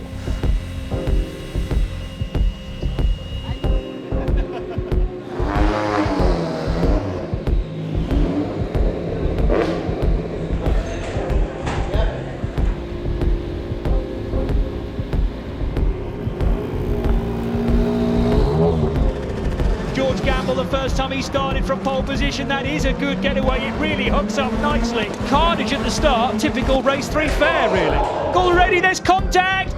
Ingram. Oh, and up on 2 wheels there, I think briefly was Dan Camish as well. That's majorly broken suspension. That rear wheel. Put your radio up. I never made it round turn 3. Just got collected by a recovering Gordon Shedden, whether or not he was off track, on track, going slow. I just came around the corner and went, and just there was no way I could avoid him. Just went wheel to wheel, and it put me in the air. Nearly rolled the thing over, I think, to be honest. And it destroyed the suspension. We had a fantastic view of the track. Great place to watch actually there over the chicane, but not where I wanted to be. I wanted to be going over the chicane. It's been a tough one. I think I say that every week, and I wish I didn't have to, but yeah, it's just a struggle at the moment. I did say to him at one point, I said, crikey, did you break a mirror this year? And he went, yeah, I think I did actually. It's like, yeah. Jake Hill gets wide, puts a wheel on the dirt, and through goes Sutton. Doesn't need a second invitation. That was the part of the track that Hill was struggling with throughout race 2. He's very leery indeed on the exit of the hairpin as well in the Rocket MB car, but Ash Sutton's gone behind him again. And the move is repaid by Jake Hill. He goes back up to 4th position. That was much, much better, wasn't it? The rear did not step out this time around, so developing his driving style on the fly, effectively. Championship leader Tom Ingram, after that moment at McIntyre's, is out of the points at the moment. P20. This is real advantage for Turkington, Sutton, Hill, those that are challenging him at the front of the points. Jake Hill's just done the fastest lap of the race, so that shows that his car's clearly back on point. Yeah, look how far he's pulled away from Sutton. He's pulled a huge distance on Sutton. Rory Butcher well aware of the presence of Colin Turkington in this rapid BMW. Jake Hill as well is ready to take any spoils that might come his way there. So these two have squabbled all season long, in fact, and Jake Hill sometime having the measure on the vastly more experienced BMW driver. Through Duffers did they go again. Turkington's running a little short though of hybrid laps now. Jake Hill's in his own championship fight now. He's dragged himself back into contention, so every point is really important to him. We just need these two to get very involved. Yes, it has all the ingredients. Can he get round the outside of the hairpin? Look, Turkington backed out of it. Turkington completely braked early. He thought, I am not having any part of this. He gave it to him. Easy. and then they've swapped Jake and Colin, so Jake can have a go at Butcher. Well, the headlights come on for Jake Hill, meaning he really does mean business now. He's been given the open road to Rory Butcher up ahead. Colin Turkington slipping to fourth, but that might all be part of the programme at West Surrey Racing. And Rory Butcher has got a massive fight on his hands. And he's got very, very good momentum coming out of the hairpin. Oh, big oversteer moment there. Gets on the power, tries to cut back, then goes to the outside. They're side by side. Hill has more momentum. He's going to take the place. Yes, good boy! There is George Gamble. He was really nervous at the start of the race. They were jangling, but he has measured the pace throughout. George Gamble across the line, 4.3 seconds ahead of Jake Hill. Rory Butcher does hang on to third position ahead of Colin Turkington. Oh yeah! Cracking job, mate. Fantastic job. What a weekend. I was about to come on the radio, but something was going on down here. And then he went through the chicane again, and he was like, "Don't worry, boys, I got my mojo back." So I came on the radio, so I can see that you've just gone purple lap. So 58 points we scored. That's the most anyone scored all year. And is it really? Yep. I mean, I owe a lot of thank yous this weekend because the car was back on form for that last race, and you know, we got to about 7 laps to go, and Colin and his engineer John very kindly let me go and try and get past Rory, and obviously we succeeded. I managed to get past Rory and go home to take second. It's such a good points haul. That's the main thing. We now come away from here, you know, 14 points off the lead from 41. You know, so that's a massive, massive jump. Nearly 30 points we've gained, and the highest scorer all year with 58 points, which is, you know, pretty awesome. So I'm thrilled. It was a fantastic weekend. You can often tell with a driver when they turn up, when you first see them at the track, what frame of mind they're in. And everything about Jake that weekend was super focused and positive.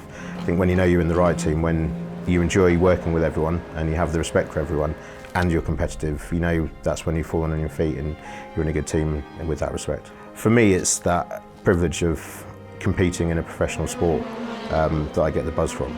I'm actually serving notice in my existing job to go full-time race engineering, but it's what you love, and I think the key is if it doesn't feel like work, I think you know you're doing the right thing.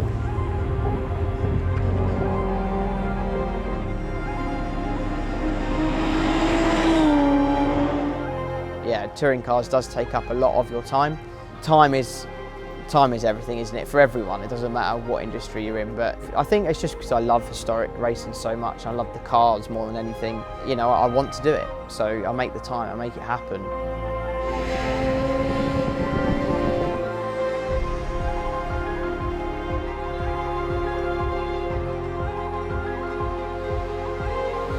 It's such a big part of who I am as a person, not just my racing career. So it's almost just important in some ways. You know, it just brings me a lot of joy, and you know, you make the time for stuff you love.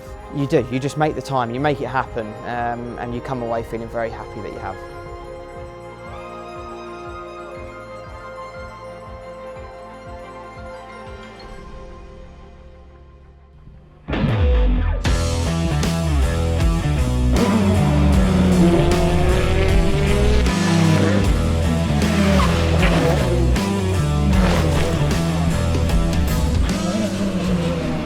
Snetterton is actually one of the hardest circuits that we come to. It's a proper driver's track. It's one of the longest tracks that we race at, nearly 2 minutes a lap. Quite a difference to somewhere like Knockhill where we just come from. Because there's a bit of mix of all sorts, so it's quite a test for the car. Hence why we also do quite a lot of pre-season testing here. Because you've actually got different corners that you can actually try and setups on, you know, fast, slow, medium speed, it's all here. So it's quite good for a bit of mix of all sorts. But it is a tricky circuit. It's a circuit I actually really like. I've gone well here in the past. I'm excited. You know, I think the car is going to be in a great window, and I have no doubt that we're going to be right at the front again for this weekend. I'm positive. I think we've got to get up and get going. You know, I've got every hope that I can deliver a qualifying lap that puts me on the front couple of rows, and I truly hope and got to stay positive that I'm going to have the car that's going to keep me there throughout. So I don't think anyone really knows how we're going to perform until we get down to the nitty-gritty and until we get into qualifying as to who's maximised and who's made the best at the best of the conditions. Just have a similar weekend to what I had at Knockhill. You look back at what we've been doing and how things have been tough and haven't changed in a long time, and you could easily come here and go, this is going to be another tough weekend, but I refuse to believe that it has to be that way. I've got a team who's very much behind me, wants the success, I want the success. We're going to be all right. There's plenty of the season still to go, and ultimately there's a handful of points between us. When I'm 4 or 5 back, Ash is 1 point or 2 points behind me, so it's all very, very close. But in that regard, I'm not too fussed about the position, more the points.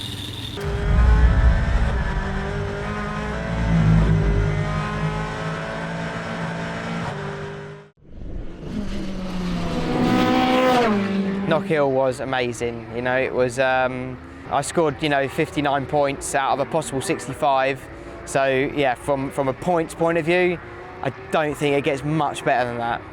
So yeah, Knockhill was actually my last race on Jake's car. As you can see, I'm wearing a blue BMW t-shirt now, so I've actually came back for the weekend to help on Stephen's car. My job will be taken by Dom, who was previously number 2 on Stephen's car. I've worked with Dom for a number of years. I first worked with Dom when he was doing work experience at Carlin, when I was doing Euro F3. I have every faith that Dom will be the right man to take over from me. I wish Jake all the best in the rest of the season, and I've no doubt he'll definitely be there until the last race at Brands Hatch, and hopefully he'll be able to bring it home, and I'll be able to maybe celebrate with him. So. We're staying here for as long as we dare. The shade, that's what everyone else is doing.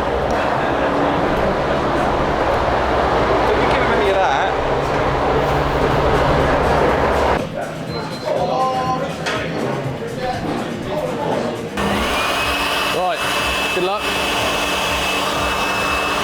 Right, let's go. Go quick.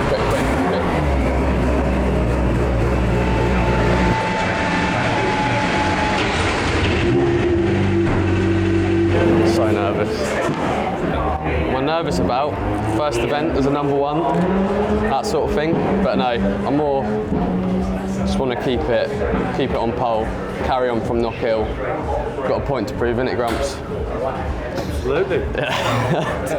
Dan Rowbottom has lost a lap time for track limits. We'll start the list in a moment. As up towards the line comes Ingram, goes through now, and as he goes over the line, that puts him quickest, a 1:56.1, 55 thousandths quicker. Tom Ingram goes on to pole. Jake Hill, on his first flying lap, has just gone quickest. Jake Hill, 1:55.870. There he is. So Jake Hill has gone fastest by 10 from Colin Turkington. So the WSR BMWs are 1, 2, and 3. We're currently P4, so it's Hill, Turkington, Jelly, and you. So it's 3 tenths now. He just keeps going, doesn't he? Yeah. He's got no fear.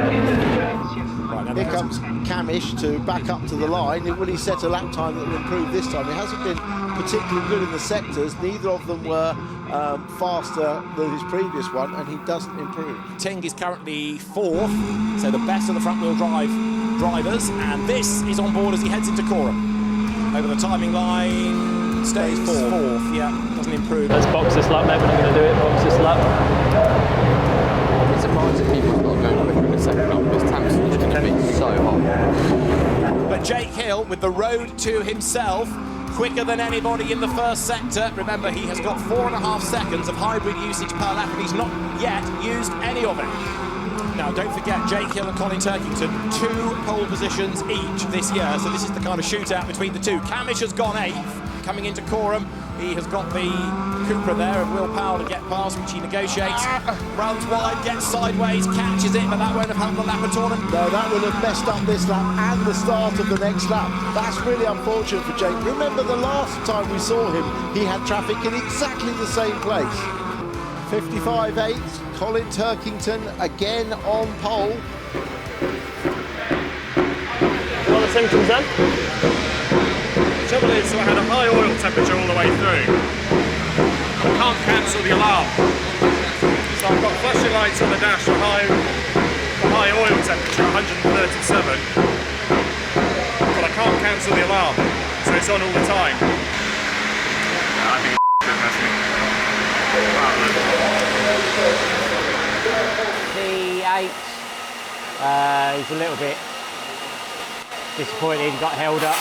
on one of his fast laps by Gelly going slow on mine. So it is what it is. You know, ultimately my championship challenge ended a while ago. You know, I think it ended months ago, not even quite recently at the end of the day, and I came to terms with that a long time ago. Obviously the team know I need some help, and they're doing everything they can. And when the breakthrough comes, I know it's going to come. We can have some success towards the end of this championship and get some good results. And I think that's important for next year to start strong, because I want to go for this championship next year. I've got no full belief that I can, and there's no reason I can't.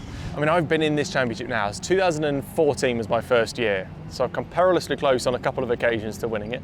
I mean, I've been racing since I was about 5 years old, and actually the BTCC was what got me kind of interested in motorsport in the first place. So I've devoted my life to it. For Laura and I, this is our life. This is what we do. We go touring car racing. You know, I've loved this championship, and I continue to love the championship. The only piece that's missing so far is to win it. Good first one, mate. Yeah, can't complain too much. Yeah. Well done. It's all right, my job's definitely gone now. Yeah, you ain't got this anymore either. Sacked. Yeah, we just finished qualifying. A bit gutted because we was on a really good lap. I just made a bit of a mistake into the last corner, Coram and Murray's, and ultimately that cost me the pole really. So a bit annoying, but really just looking forward to tomorrow now. You know, very exciting day ahead. It's going to be another hot one, but I'm sure we're going to have a very good day, being that we start off the front row. So looking forward to it.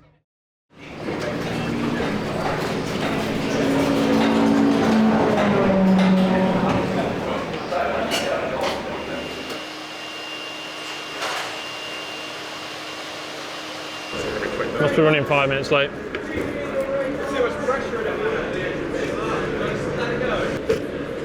Mate, it's out. You try and do it from the tap now, it'll still out loads. And get a rag underneath? We're thinking we might be going green in the next minute, just to be warned. It just holds pressure in the water system for so long that you can't take the cap off to refill. So we're topped up now. We're pretty confident with it. Basically, with the engine being so hot throughout the race, it doesn't really lose the pressure in the water system. So we were struggling to check the water level because the pressure was so high before the start of the race. So just a bit of a panic. The races are really close together between race 1 and 2 here. So just trying to find a time where the temperature's low enough, the pressure's dropping, so we can actually take the water cap off to check the level. Yeah, it's a good one, eh? See if we can get this one done. We go racing, good getaway from Turkington, good stop by Adam Morgan. Good launch.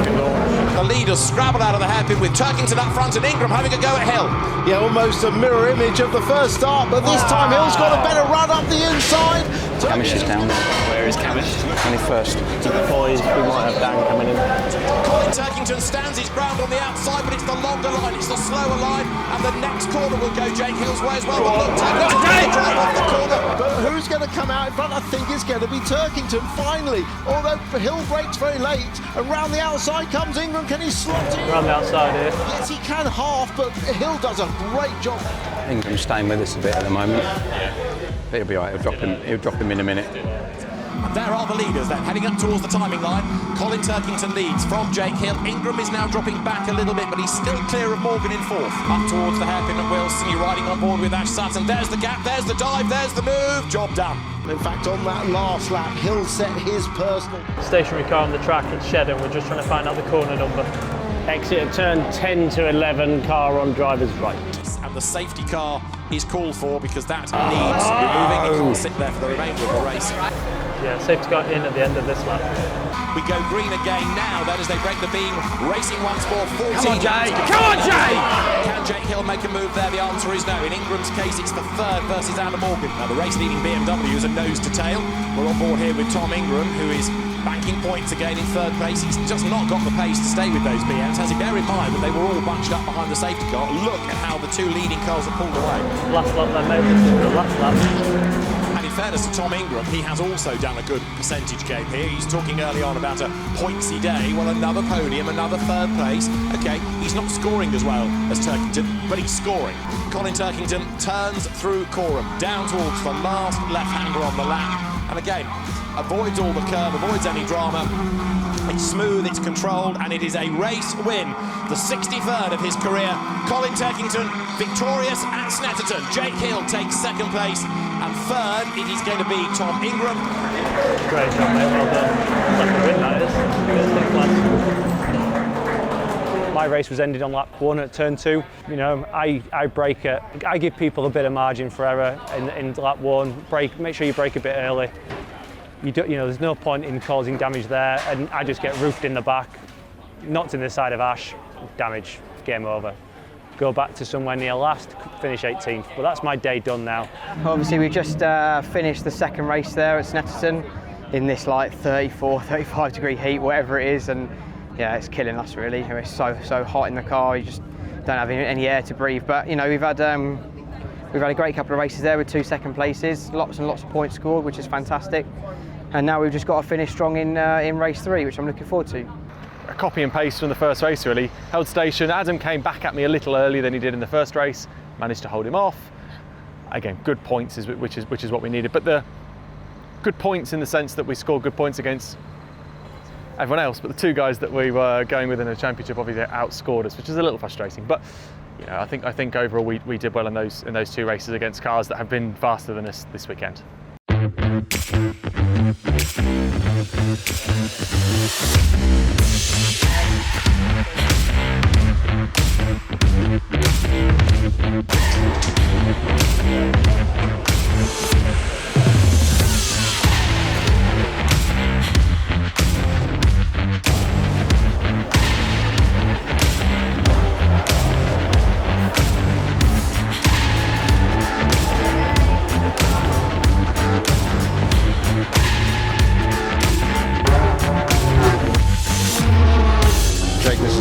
So we can race from the start because we're not starting at the front and it's too difficult not to when you're in the middle of the pack. So we can race from the start off the line this time around, mate. Round 21 of the Kwik Fit British Touring Car Championship then is set to get underway. Light to go red, lights out quickly, good getaway by Sutton, good start also by Plato, and of course by Stephen Jelly in the BMW from the 3rd row.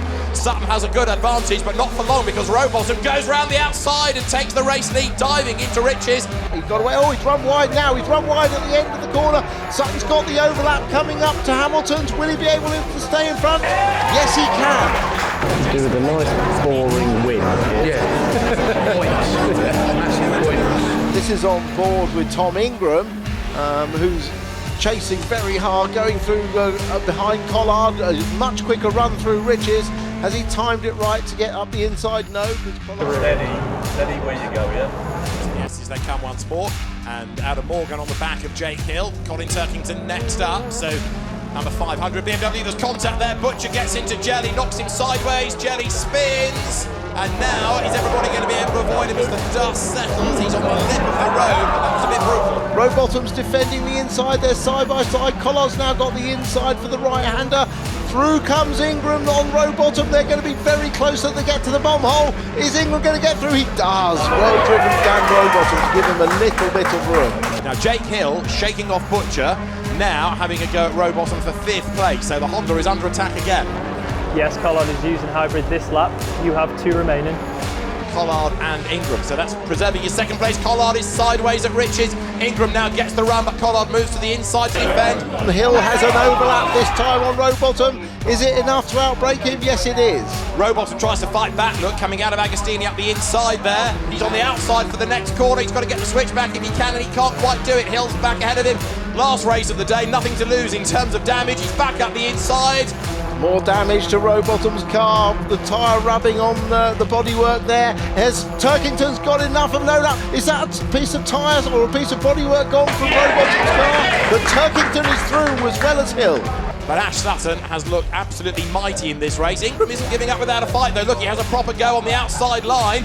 Ricky Collard has learned a huge amount about racing touring cars this weekend, and he's not giving up yet, and he's going to have to stick his elbows out yet further because Ingram's alongside. They touch again, and Ingram does go through. Last lap, Brilliant, brilliantly worked out. Oh no, it's not over yet. I told you he was going to fight him, and this is the risk that you run, because you know that could have cost Ingram big time, couldn't it? A 26th career win for Ash Sutton. He takes the checkered flag, victorious at Snetterton in race 3. Ash Sutton wins. Jason Plato's second, his best result of the season, and a very popular result. Ricky Collard takes third ahead of Tom Ingram. Jake Hill is going to be fifth. Colin Turkington 6th. Rory Butcher 7th. I had to fight for that, didn't he? Well done. Take that, well done. Well done. Cracking job all weekend, did what we needed to do. How far off are we at, Tom? 24. Oh, off Tom. 7, sorry. 7 behind. It's really tight. turned into us 4 all of a Yeah. sudden. Did you see from where you were the Collard and Ingram tussle? Yeah. 'Cause Ingram got him and then he just doored him. It was like, I'm having you. Get in there. That was a great move. Ingram's going to Appeal it. appeal that for piss and pass. No, it's inside. I think it was all right. It was a solid touring car move, wasn't it? But then if it happened to us, we'd be appealing it. So you know. Last lap of the race, don't give him the gap. It's worth having a look on his own board just to see what. Just want to have a look? Yeah. So do you think you hadn't left the car's width on the inside? I was definitely defending it. Whether there was a gap down the inside, well, there was obviously a gap down the inside. Yeah, because he managed to make it. If he was on the grass, if he was off the track, I don't know if make he was the on gap. the track or not. I defended it. And was hit on my right rear. And then used you to slow down, if you like. If I hadn't have been there, the question is, would you take that line on a normal racing lap? No. Had I not have been there, would you still have made the corner? Probably not. Yeah, I mean, obviously, Dan's been stuck down in the boonies after being taken out of race 2. So, unfortunately, he's collected a bit of damage early on lap 1 and the car's not been working right. But on flip side, on the other side, Ash just controlled that, lights the flag. Fantastic way to finish what's been quite a tough weekend, to be honest. So, yeah, it was quite a fitting reward for the boys that worked so hard. That's a clap and a wrap at Snetterton. End of Snetterton weekend. I was going to say Snetterton race 3, but it's end of the whole day. Everyone's packing up, as you can see. But yeah, great to see Ash get the win, because that obviously BMW's having a great weekend, but it keeps Ash close, which is what we need. I just need to be up there so I can support him, because you know I think he's going to need my help if he's going to get this over the line, and obviously we all want that. So all we can do is move forward, keep my chin up, and then we'll look ahead to the future, because this year has been too much of that. Maybe it's the change of the formula. Maybe the heat got to a few people today. I don't know. I mean, it's been stiflingly hot. Hopefully we get to Thruxton and it'll be a bit cooler. Cheers.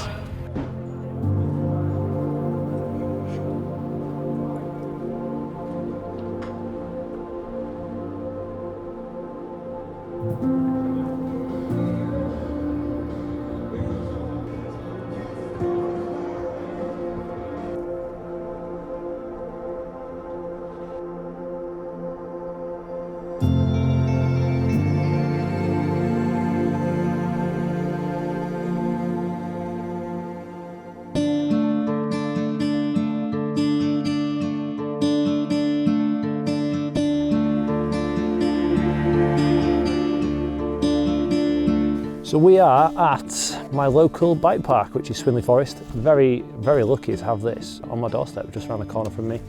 I come here as often as I can and have a bit of a whiz round. I've always been quite an outdoorsy type, really. Mountain biking is kind of what I enjoy these days. It's always good to be outdoors.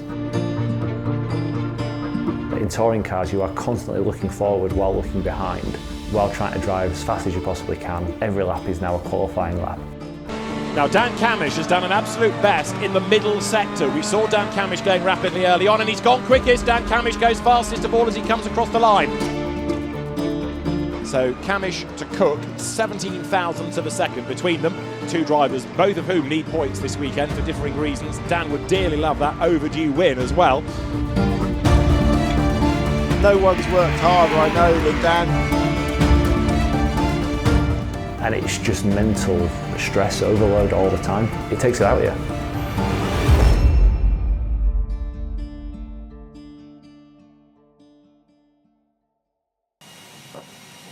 Checkered flag is out. The majority of the cars are already in the pit lane, so the session is over and it is pole position for Dan Camish. There's nobody out there going quickly enough to threaten him, so Camish for pole position by 17 thousandths from Josh Cook. Jake Hill third. It's a very happy motor-based team. First pole of the season. Keeping the pace. Well done. Some more is hard. There you go. Come on. This means the world to me, honestly. Like after these last few months of having some real down moments and you know, head scratching moments. Been through a lot this year. You know, it's got worse for it, it's got better. We've been through some really tough moments. I've really learned the new meaning of self-belief. Thankfully, I've got really good people around me who support me and keep my chin up, because there's times this year where this feeling that I've got now, it seemed a million miles away. It's nice to get this back, and I think it's only going to spur me on, not only for tomorrow, but for the next few rounds to come. Yeah, I'll take P3 with that. That's my happiest ever P3, that one. Good job, mate. Well Cheers, done. mate, thank you. Well done. It was a tough session out there. And fair play to Camish and Cook. They were in another league today. They were just down the road, and a fantastic result for Camish for P1 there. So, but to be P3 with the other championship protagonists behind us, we couldn't ask for much more really. So we're very happy with that. Yeah, we qualified down the pack, and it's really difficult this season if you've qualified down the pack to try and make progress back. You end up racing against people who have got maybe more hybrid than you. Or you just get caught in a bit of a train. So in that regard, it becomes quite difficult to make a good amount of progress. Yeah, so partway through we got really high water temperature just out of nowhere. We lost a load of water out of the coolant system. So we had to pit, get the hot air out of the system, replace the hot air with water, get it down to temperature, and then go again. So by the time we'd done that, we didn't really have time to push for another lap at the end. So it's a bit of a mess really, so we've got to find out if we need to do an engine change overnight and just see where we go for tomorrow. It's all about race 3, I think, for us now, is move forward in race 1 and 2, try and get the reverse grid and win race 3. So it's like a weekend in reverse. It's damage limitation, I think, from here on. We'll see how we get on.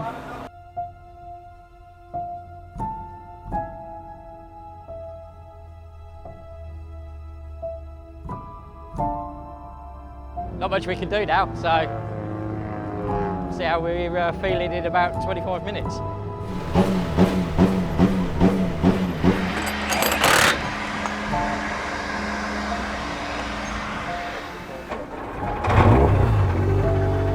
Go again, mate. Round 22 of the Kwik Fit British Touring Car Championship from Thruxton. Dan Camish on pole position for the first time. If my car is doing well, I can't watch the race. You know, if it's in the top 3 position, I won't be watching TV, I'll be out the back of the garage.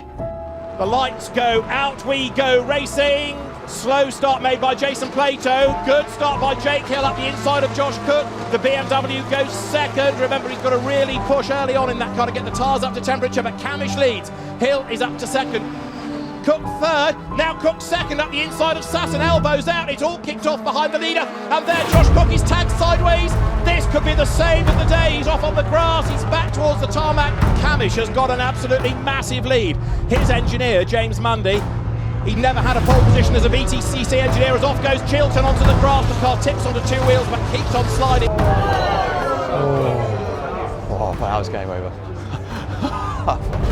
That car so nearly rolled over. It did, I was holding my breath as it lifted up. Dan Camish led by 2.4 seconds at the end of lap 1. Yes, really.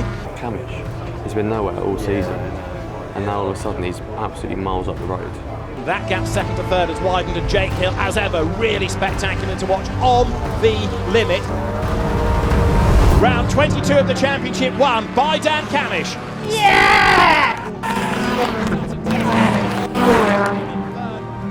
There you go.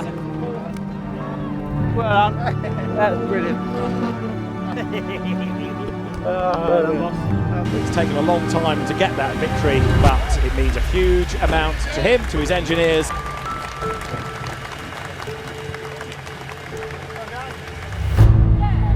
Can't say much better than that, can you? Nice start to the weekend. The winner is Dan Camish. And now, the national anthem of the winning driver.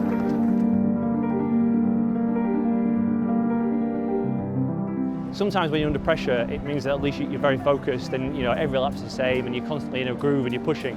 When you have a lead like that, it's easy to let your mind wander when you should be concentrating on the job, and it's easy to let that gap slip. So I was happy to let them come a little bit, but I didn't want to let them come too far. The problem is, around here, it's such a high-speed track. It only takes a couple of confidence lifts and a break here and there where you weren't before, and suddenly that gap can shrink. And then you've got to get yourself back into the groove to open it up again, and it's not always easy. So I was conscious of keeping the gap as stable as I could, and that's what we managed to do to the flag. To have them both up on the podium, double podium, it's so nice to celebrate with the team that way.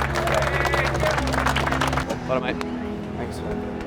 It's not bad, we got it home. Yeah, that's the main thing. Your fourth place. Sutton's got me. But equally, Sutton, I think, surely has to give you one for that. So. Yeah. So you'll get any closer. Rear all over the place. Need to tie it into the rest of the car. What's it doing? Does it feel out of sync? It's just falling over. Does it feel like we need to go softer or stiffer?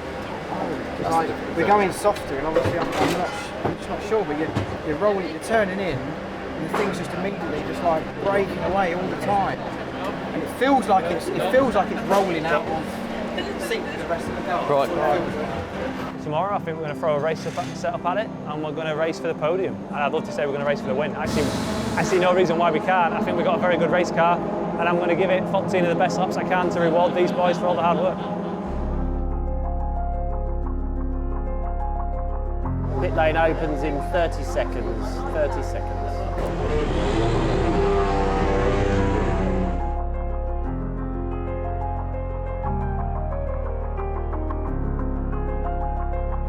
Let's have a good one, boys. Good start by Camish. Gordon Shedden tries to move across, but Sutton's already up the inside. Shedden on the outside for Campbell, the inside for Cobb, but it's not good enough because it's a Ford 1-2. Butcher versus Hill, side by side into Noble. BMW goes ahead on the outside. So this is Camish versus Sutton for the race lead. The Napa Racing UK teammates. Now, before they start thinking about anything really clever and switching places, maybe they need to build more of a gap over Shedden. He's only 0.7 of a second back. It needs to be a position where we don't lose out to Shedden. Understood. We need a slightly bigger gap to Shedden to be able to swap. Ash Sutton off the road in the chicane. Jake Hill has caught Shedden, and a mistake being made by Sutton. He had to skip the other side of the tyres. That wasn't good at all. It certainly opened up the gap at the front and put him under pressure from Shedden. And if there are thoughts of Dan Camish ceding that position to Ash Sutton, it's going to be fraught with danger because Shedden is only 0.7 of a second behind. And it would be a shame to deny Dan Camish a second win. He's driven beautifully this weekend. And whilst he is a team player and it's a team sport as well, he thoroughly deserves another win. We've got 3 to go. Yep. I think the gap will be about right this lap. Your call. Look at the gaps between first and second, second and third now. They've opened up hugely. Sutton to Shedden is 2 seconds. If there's going to be a switch, it is imminent. Okay, Dan, sorry to do this, mate.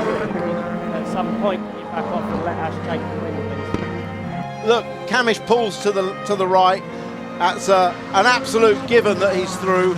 This is teamwork at its best by Napa Racing. Is there any communication?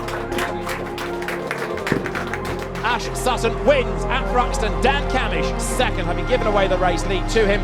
A 26th career win for Ash Sutton. And I think you're absolutely right. He certainly should acknowledge the enormous input into that win that Dan Camish made.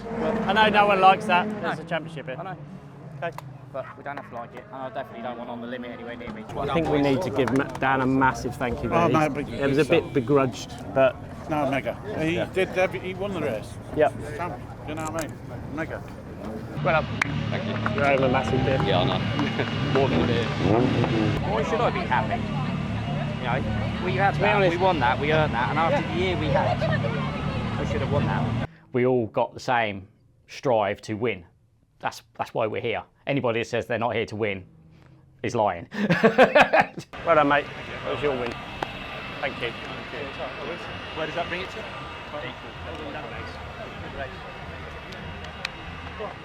Ash is obviously the only one out of the 4 that can win the title. So there's a bit of a support network for him there. The big rule is respect your teammate. They're your teammate. But there is naturally, drivers see their teammates as probably their closest rival because they have exactly the same opportunities. Sometimes you've got to play the bigger picture, you know. It's thanks to these guys that I get to go racing, and at the end of the day I'm here to represent them, and they make the call, and it was the right one. You know, ultimately I'm just not where I want to be in the championship, and Ash is, and it's important that we support that. So he promises me one day he'll do the same for me, and I'm sure that I'll do my best to hold him to that. Dan, if you need a teammate, he's your man. Dan Cam's your man. He played a proper team game there, and obviously finishing 1-2, gifting me the win, just ultimately helps us with the championship. It left us level with points. Yes, we've got race 3 coming up. It's always the interesting one of the weekend. Everyone gets a little bit too excited. I start 10th and Ash starts 11th. Again, if I get an opportunity to let him through, it would only be sensible. There's no point doing what I've just done in race 2 and not helping him a little bit in race 3. It just makes no sense. So, you know, let's see what we can do. It'd be nice to come forward a few positions and get out of here and put it down to being just a fantastic weekend for all at Napa UK. So I hope we can finish it off in style.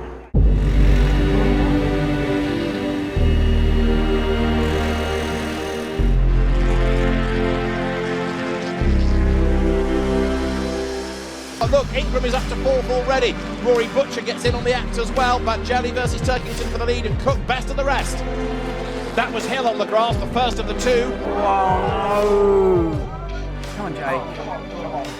Oh, we've lost so many places. Losers at the moment is definitely Hill, who dropped down to 14th. Ingram and Sutton both up several places. That puts Ingram and Sutton in 5th and 6th. Jake Hill goes toe-to-toe with Ricky Collard, and they lean on each other. The Toyota on the inside line stands its ground. This is for 13th place. Ricky Collard is still ahead. Cut back, come on, down the inside. Come on, Jake. Come on, Jake. Jake Hill gets the run, gets the inside line, gets the place. That was brave stuff. Rowbottom attacks Ingram, they break late for the chicane. Rowbottom goes right round the outside, gets the job done, bounces over the curb, and Rowbottom has done it. He secures 6th place. That was a cracking move. And now look, Michael Priest comes out to have a go at Ingram. At no point this weekend has that car had the pace that we expected out of Ingram. He's been the dominant front-wheel drive car up to this point. He hasn't been the best front-wheel drive car this weekend. Every time I tried to go up a gear, the gear lever would throw but wouldn't engage a gear. So it was just an empty shift. There's just nothing connected on the other side. So you keep pulling the lever, pulling the lever, pulling the lever. Nothing's happening, nothing's happening, nothing's happening. And eventually, after sort of 3 or 4 pulls, it would engage a gear. I'm at the luck of the draw. You know, I'm pulling a gear, going, please engage. And then on the way down the gears, you would push it to go down a gear, and the gear lever would stay in one place. So you'd have to pull it back. Is the lever as a procedure having to manually pull it back? Basically? Correct. Has it gone just for this race, or has it been all day? Yeah. Literally just when we got out there. Yeah, okay. Yay. Dan Camish gets onto the back of Gordon Shedden now. This little battle is for 9th place, but they've switched already. Shedden is ahead, Camish is fighting back, so that switch has happened. Going on to the last lap of the race, Josh Cook is heading for the checkered flag. Round 24 of the Kwik Fit British Touring Car Championship is won by the King of Thruxton. Josh Cook takes a 10th Thruxton Touring Car win. Colin Turkington is 2nd, Stephen Jelly 3rd, Rory Butcher all the way. Ash Sutton on the last lap. Let's just get across that line. Tom Ingram 7th, Michael Priest. There we go.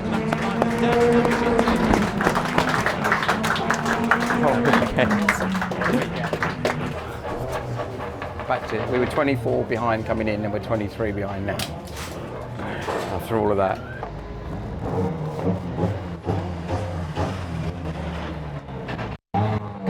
Cook. Did he win? No. Cook won. Cook, Turks, Jelly, Rory, Sutton, Robo. Robo did us a favour, got past Ingram. Ingram was 7th. It's all right. It's all right. Only 18 points off, so we're close. That it? Yeah. Perfect. And only 6 to Sutton, so not bad, mate. Considering, not bad. We'll keep moving.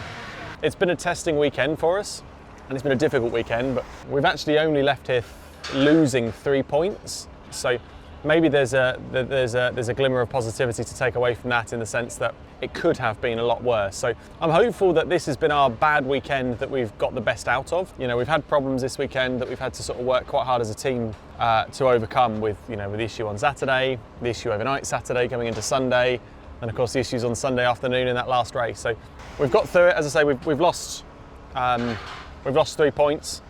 So yeah, it could have been a lot worse.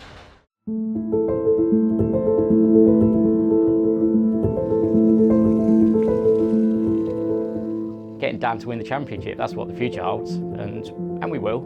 It's not going to happen this year, and hopefully Ash comes through and he does it for us and we can win the teams championship and manufacturers. But next year we're gunning for the championship and we'll do everything we can to make sure we win it.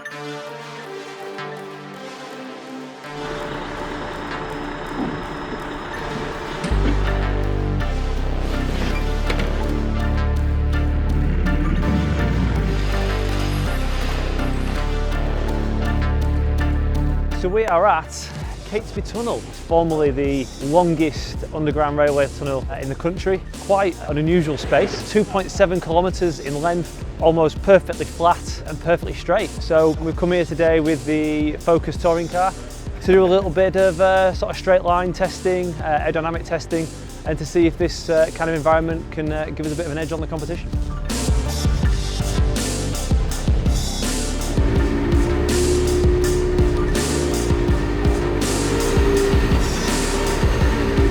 You know, today using Ash's car, it just so happens that Ash's was the one that was set up to have the equipment on. Obviously it's got a big weekend ahead at Silverstone, so I need to take care of it.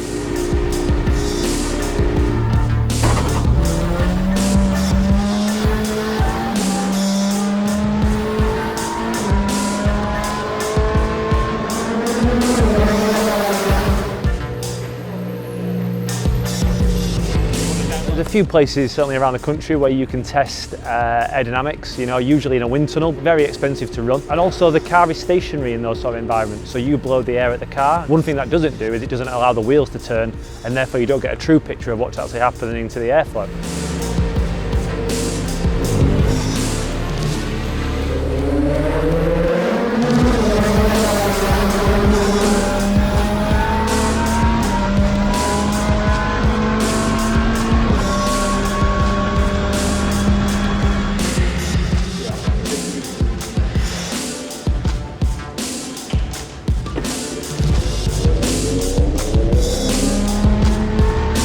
Been pretty cool actually. You know, I wasn't sure what to expect, but it's a really impressive facility. Yeah, it's been a really good day. I think we've learnt a lot of correlative data that we wanted to get on the aero side. There's no better place to put that into practice than Silverstone. So fingers crossed we can transfer it over to the track and have a really strong weekend.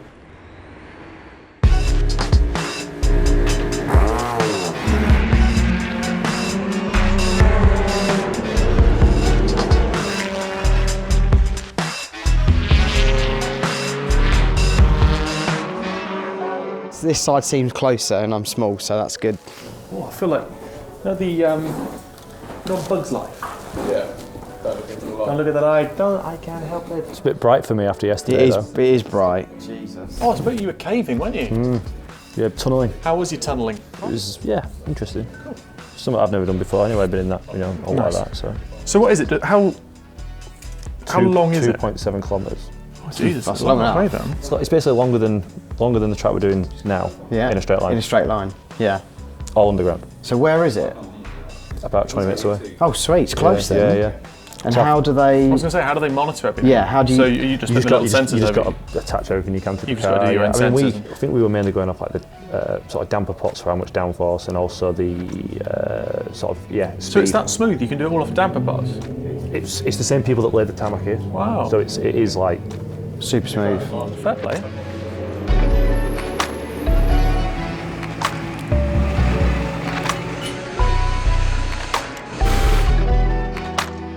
Right, okay, so similar role to Thruxton, we've got championship to look at. So Dan, apologies if you're going to get the call, but you may get a call at some point to discuss the strategy. Try and keep it simple. First lap will pan out, how it pans out, and then if we get an opportunity to switch, like Thruxton, we'll only do it where the gap's big enough so we don't compromise the position for you as well. Just got to work out where we're going to do it next. Yeah, we've had a few little chats, haven't we, about certainly from the towing side that we felt maybe into Brooklands would be the right place because I can sort of leave the door open. Well, we'll work out a gap that we're comfortable with, and I think the key is for us to communicate on the pit wall. Yeah. With ourselves and with you guys. But that's the plan. Yeah. At the end of the day, you know, Ash has got a real chance now, so I'll play the best role I can.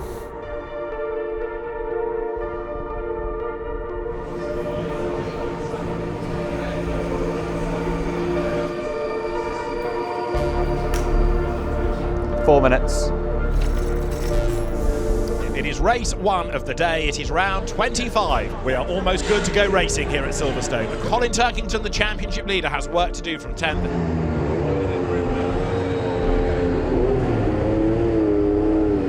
Drivers now look towards the light in Gantry. It's a good start by Butcher. It's a good start by Morgan. Not a great start by Ingram, and Morgan comes up on the outside of Jake Hill. They go side by side into Cops Corner. Jake on the inside squeezes back through as Ingram's got track position and it's got the job done even before Luffield, right round the outside of the BMW. Fantastic move. Definitely the BMW struggling with cold tyres. That's what's held Hill back. He's had to defend. Tom Ingram knew that those BMWs were struggling, and now he's hunting downhill. He'll try around the outside again using the tyre advantage. He can't pull it off this time. It's up the inside, a little bit of contact. I went for a move into Luffield, it just wasn't quite there. As he's come back in, I've tapped him into a big slide. But in trying to stay back from Jake, to not gain an advantage, it just meant that there was a load of other cars that came in the mix. It's a little bit frustrating, and in that scenario, really quite dangerous because it's so difficult to know what to do. Ingram lines up the inside, and Jake Hill hangs on to the place. Morgan up the inside of Ingram, and Camish is in the mix as well. The race leader, Rory Butcher, 2.4 seconds ahead, but this gap is absolutely plummeting. It was over 3 seconds, now it's 1.3. Jake Hill's another half a second gain, so he is reeling in. Rory Butcher, look, Hill closes up under braking, nibbling almost at the back of the Toyota. Ingram is in front of Camish, which means that Camish has his teammate behind. So you might expect a switch of place here just to give Ash Sutton a few more points. We'll do it on the last lap one way or another, either into Brooklands if he feels it's safe or out of Luffield. Interesting to see whether Camish and Sutton swap positions on this last lap. I think they're doing it now in the background. They are indeed. There is a big gap on the inside. Ash Sutton goes through. Checkered flag at the ready, and Rory Butcher will win round 25 of the championship at Silverstone. Jake Hill takes second. Do you think the hybrid has changed the racing massively? Because I think it's changed how we all think about the racing. Yeah. And I think it's changed how the season's then panned out as well. Because I think there's more, I'd say there's more drivers in the sort of the window to be able to win the championship than there probably has been before. Because like, what is it, like 5 of us at the minute, give or take, that can win it. But I don't remember it being that close before. The big difference is with the hybrid now is that it's a qualifying game. Because the cars that are quick in qualifying remain quick all weekend. With the weight used to drop them off so much during a race weekend, or it could do, and you have to re-engineer the car, which is the other thing. I think from someone who's been sort of trying to play catch-up, what it's revealed to me is that you really can't. You know, the start of the season I should have gone to the next few rounds with 0 weight in the old game, absolutely flying. Yeah. Pole, win, exactly catch up. Yeah, but now, unfortunately, you can't do that. Yeah, you know, we've struggled at times to even qualify in top 5 or 6, and the same guys, yourselves included. If you're the fast guys in the championship, you're still up there now. But then there's maybe an argument that it has made it better now because you've got at this stage of the season, say 4 people all within 25 points. I think it just highlights that you've got to get off to a good start. When I had a good year a few years ago, I played massive catch up and then nearly pinched it at the end. I think now you have to start well, and then you can sustain that. I don't think you can do this sort of drop back and yo-yo. That's exactly right. Well done, Jake. Congratulations. On to the second step of the podium and gets the award and a handshake from Jack Crowther. And a 5th podium and first win this year for Rory Butcher. And that is our podium presentation for round 25.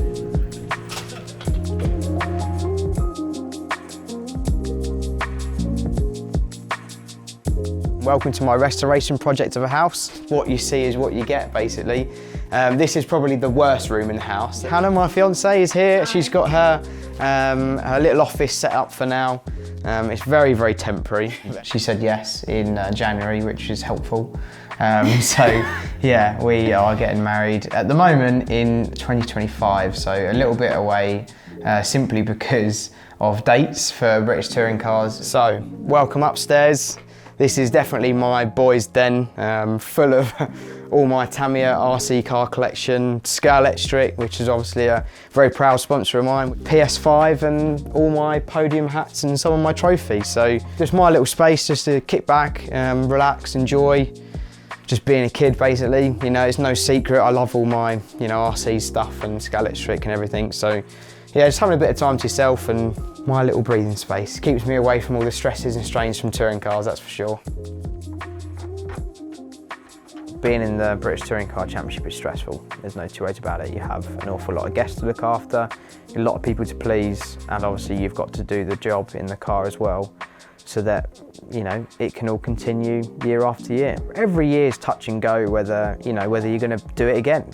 16, 17, 18 were hard, just because you really doubt yourself as a driver when the car's not where it needs to be and the resources aren't there. When you've been very successful in championships before, you join touring cars, and then all of a sudden you're, you know, P15 and backwards all the time. You do start to doubt yourself whether you're actually any good. You know, you never know what can happen. You know, anything, it can change in an instant. So you've got to be so grateful for what you've got at the time that you've got it. 2019 was definitely the turnaround year that really made me enjoy going racing again. It's a bit dusty, but a little montage that Dad got me for Christmas, 2019, of our return basically with AMD and the little Audi. First win, Knockhill, first podium, Brands. The heat, I remember that, I was literally dying at Oulton Park qualifying, and obviously me and MB, the boss, and look how far we've come.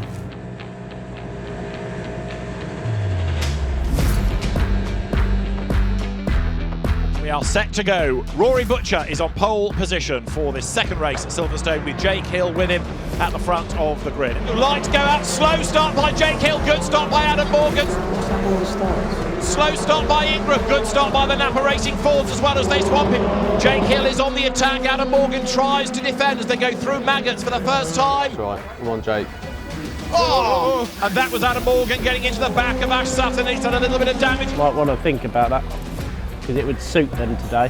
That little bit of hesitation and wheel spin really suffered for Ingram. Both the Napa Racing cars getting through on him. Brad, can you check front end damage on pit wall? Did you hear that? Yeah, Brad's just going to the pit wall to have a look. Again, Ingram up the back of Sutton. Big dive round the outside, Ingram on Morgan. He's going to do it, but he's going to run a little bit wide. They're still together, but Ingram will have the line into Luffield. That car is flying.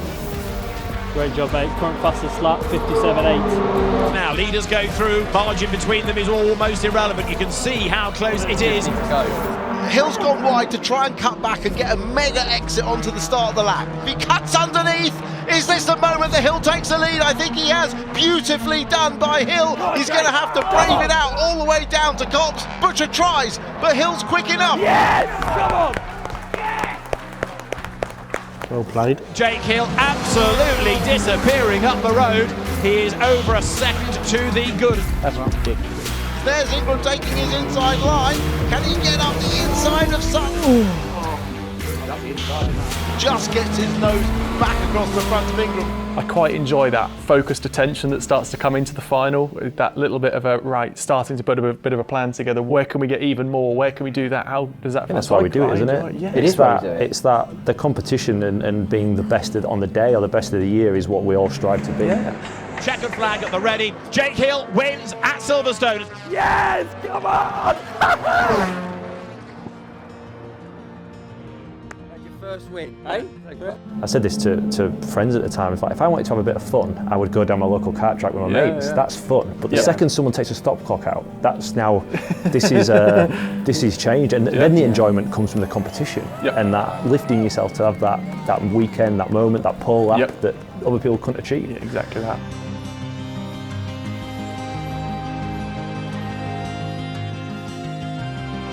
You can just imagine Craig, can't you? Sat in the hospital, laptop open, screaming. Craig wasn't at Silverstone because he got ill, and basically he's having to be looked after and kept under surveillance, I guess. Yeah, having some blood tests. Yeah, blood tests, you know, almost every day at the moment. He was definitely still working as hard as ever though.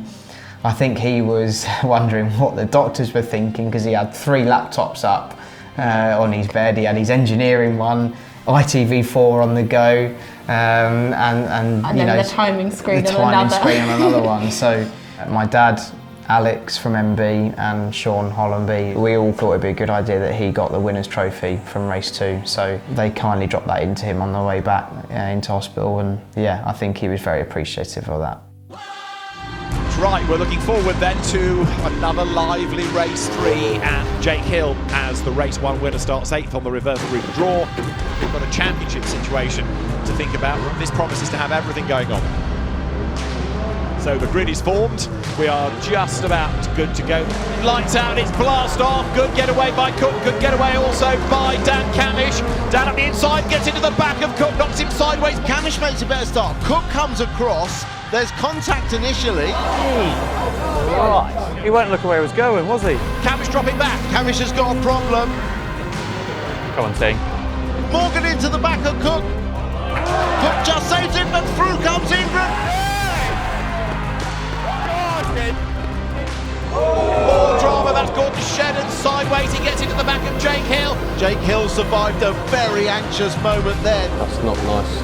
Don't like that. Ingram leads the way. He said pre-race he wanted big points. When he's in the lead, it's going the right way for him.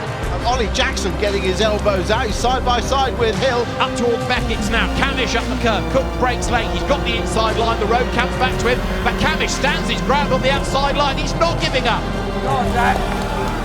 Camish is on the inside into Brooklands. So Camish goes through and Cook can't stay alongside to retaliate. Look at this, side by side. Jake Hill on the attack, gets on the inside of Ollie Jackson. Gordon Shedden right there behind. Shedden into the back of Hill. Is he coming into the corner? They've both got past Jackson. Hill does go wide, but he hangs on to the place. Good recovery. I think we got rear floor damage. And a challenge made there because diving up the inside of Jake Hill goes Tom Chilton. That's to try and hang on to his 6th place, in fact, but Jake Hill goes round the outside of him. Hill goes through, gains another spot. Good move. Looks straight away. He's on the tail of Josh Cook here. And as they come off Luffield, he's going to try to dive to the inside into Woodcote. And there the BMW just breezes up alongside, and Jake Hill serenely motors through. I want to be in the hospital ward. Nah. Yeah. Yeah, everyone's watching it. Everyone's watching it. The next target is Dan Camish, who is not going to be cooperative because he needs to protect Ash Sutton. They're both on the hybrid. Now, will this be round the outside from Hill? He's going to try and go all the way around the outside. He's done it. Jake Hill's driven fantastically this weekend, hasn't he? A 2nd and a 1st, and he's on for a 4th now. 4th place will be a good haul of points, and it will be a hugely vital gain toward the Brands Hatch in 2 weeks' time. Tom Ingram makes his way up towards the timing line for a career 23rd win, wins race 3 at Silverstone. Tom Ingram wins, Ash Sutton 2nd, Rory Butcher 3rd, Jake Hill 4th, Dan Camish 5th. You can see the delight in his face, even under the crash helmet. That keeps him in the mix, going to Brands Hatch. Yeah, good. Very, very good. Brilliant weekend. Shame we couldn't get a podium for the last race, but we'll take 4th. That's, yeah, mega. 5 points into Brands. We were 23 coming in, 5 points now, so yeah, mega. So this is my 1992 R32 GTR. Ta-da! It's my baby. When we took it to Goodwood for the revival, for Goodwood you need something that's 60s really, but yeah, unfortunately 1992 would have to do. It doesn't serve a purpose, it's not a daily driver, it's my pride and joy, you know, it's simple as that. Yeah, I always wanted one, you know, and yes, you could have a lot more for what this is worth now, but this is just such a different feeling, you know, it's old school turbos. It's the 90s, man, it's what it was, you know, it's cool. It's literally what a PlayStation game was back then. You know, at the start of the year, media day comes around, it's an exciting time. It was an exciting time for me, starting with a new team, with a team that I dreamt of driving for, you know, for a very long time, to drive for BMW and West Surrey Racing. So I think this year with WSR and with MB, like MB we've worked with for a number of years, and like they've kind of always felt like family. And I think this last year with WSR, the kind of racing family has extended. You never know how well you're going to integrate into a new team and into a new car. So the challenges of that have been challenging, and the first half of the year was a bit messy from my side, but the second half of the year has been fantastic, and I feel like I really, got my head around it. So yeah, I hoped I would be near the front and obviously challenging for wins and challenging for the title, and yeah, I'm very thankful that those sort of dreams have come true. I think it's everything that I've ever wanted for Jake. I've seen it, his dream, what he's worked for so long, for so many years. I kind of can't believe we're at this point now where he's within a chance, a really good chance of winning, and to win it would mean even more because it's kind of like that final piece of the puzzle that kind of then fits into place. I've never won a championship ever in anything. I've come close quite a few times, but it would just be a lifetime goal achieved. It would be awesome for me or Tom because it would be our first championship. If Tom won it, I'd still be pleased for him because I know how hard he's worked, and I'm sure it would be vice versa. No, not really. But yeah, it's true. Obviously, it's the chance you've got as well, because next year it's mine anyway. So.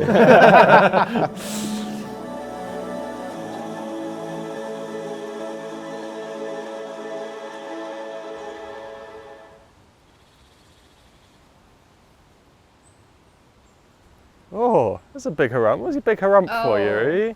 I didn't think that touring cars could take up any more of my brain space than it already does, but I cannot stop thinking about this weekend. I can't believe we go tomorrow. How are you feeling? I'm all right, I think. Yeah? Yeah, it's difficult, isn't it? Because we've obviously been here before. We've gone into the final a couple of times before. 57th time of doing it without actually winning it. But I think this feels like our best chance, I think. It feels different, I get that. I think before we've just been caught up with being mathematically in contention, and this year feels a lot stronger. I don't think we've ever had a proper chance. I think we've been there, but we've never actually had a proper chance. I think we could actually do it. But I think we've done enough homework. Oh, I know. I'm sick of watching Brown's hat. I can't believe I'm excited. I'm obviously a little bit apprehensive. There's a lot of people that have sort of ridden the wave for so long with us as well. Yeah. We've worked together. We've raised every pound to go racing. We've won every point together, and to see it all come together, winning it would just mad, isn't insane. It? It is terrifying to think that we could do it. Yeah. That's the mad thing, and obviously we need to be quick. But I don't think it's a case of who's going to be quickest this weekend, because I think all three of us are going to be together. I can't call. I can't. You can't see any of it. So obviously Monday, if we do win it, I keep saying when we win it, Monday's going to hurt like hell because we'll have a hangover of all hangovers. And Tuesday. Wednesday, Thursday. I was going to say, then what do we do? Do we go on holiday? Yes, or Yuri, come on then. Yes. Yeah, what a boy. Wednesday, the final countdown going into the finale. It's a weird week, actually. It feels a really weird week because you're in the realms of it being a race week, but with it being like the final race weekend. The way I always describe it to people is it's like standing at the top of the stairs and nearly falling down the stairs. That rush of adrenaline that you get, thinking, whoa, I could have hurt myself. It's like that. It's a really hard thing to describe unless you felt it before, but I feel in good shape. I think we've done all the homework that we needed to do. It'll be what it'll be.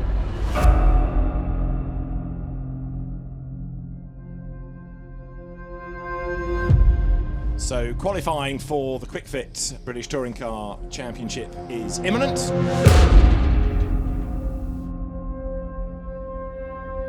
We just want to win and be the best.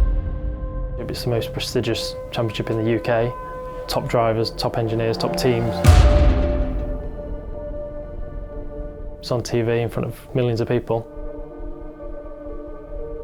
We want to win.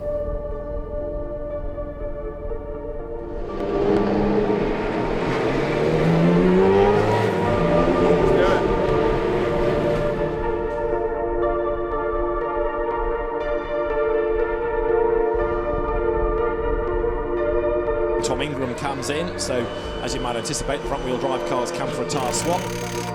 Being realistic in touring cars is a big thing. You can't win every race. Obviously my job is to support him as best I can now. We're not against each other. We're definitely with each other. Obviously my job now going forward is to finish the season strongly and next year start absolutely level, because as much as I've got this role for now, this support role, it's not the role that I signed on for.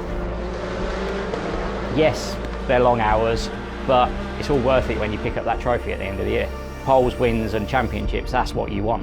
And that's what makes it worth it. Where does Jake Hill's lap put him as he breaks the beam, goes on the pole position? I've never obviously been in this position where I'm fighting for the championship properly, whereas this year we're there. So the stresses are higher.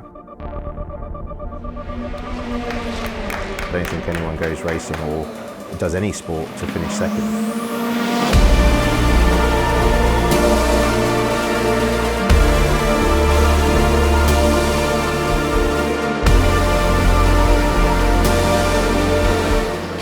Up to 4th. Ash Sutton's up to 3rd in the meantime. And he's sideways, coming out of sheet curb. Comes across the line. Oh, it's a 28.5. It is quicker. That was the quickest lap we've ever seen in the touring car. Ingram is out of the car, so he feels that that is it. In 5 minutes, people aren't going to be able to go better.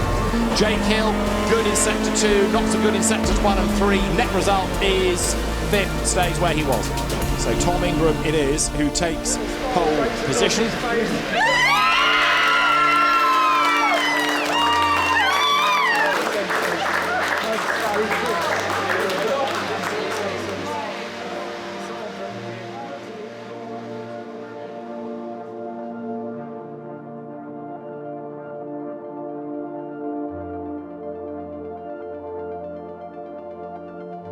Very excited now, yeah.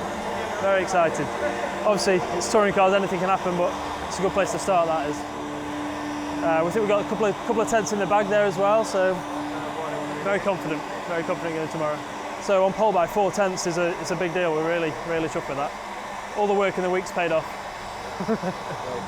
Quali on the finale weekend has been a stressful one. There's been a lot to try and get right.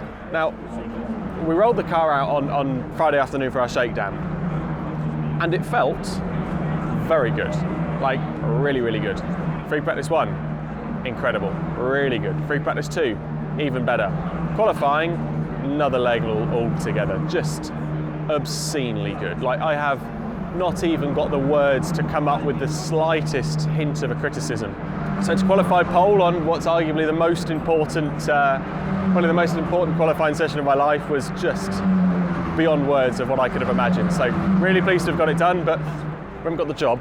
All we've done is submit our CV and someone said, we'll have a look at it. So the hard work starts tomorrow in race day. Try and keep my head level for tomorrow, which is going to be a big day. Well done. Good job. Well done. Well done. Nice. Well done. Well done. Good job. Well done. Mate, where we have this? Well done. Good job.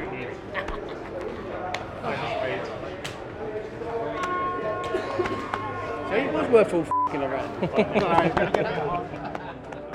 It's close. It's incredibly close between a few of us. But yeah, me and Ash, in a good place to start 3rd and 4th, Hill in 5th. So you got the freak title guys 1st, 3rd and 5th, and then you got me and Butcher thrown in for good measure, really. Just with naught to lose and everything to gain. So it's going to be an interesting first race tomorrow. It's kind of set my day. Qualifying behind Ash, basically means that's where I'll be. I'll be rear gunning, and I've got to do that to the best of my ability, which means I've got to keep Hill behind me for as long as possible. We want a strong end to our campaign, and we're going to give it everything tomorrow to make sure that happens.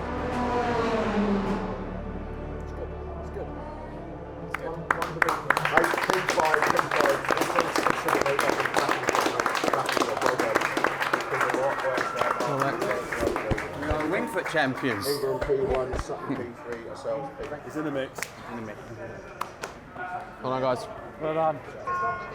Wingfoot champion, yeah. Wingfoot champion, so well done. Have we? Yeah. First champion. Anyway, we're quickest rear-wheel drive car. He's in. I don't know what he's on the weighbridge, but I'm not sure if he's coming back. I doubt he will. Stay up there. Should I go up there then? Yeah, I think so.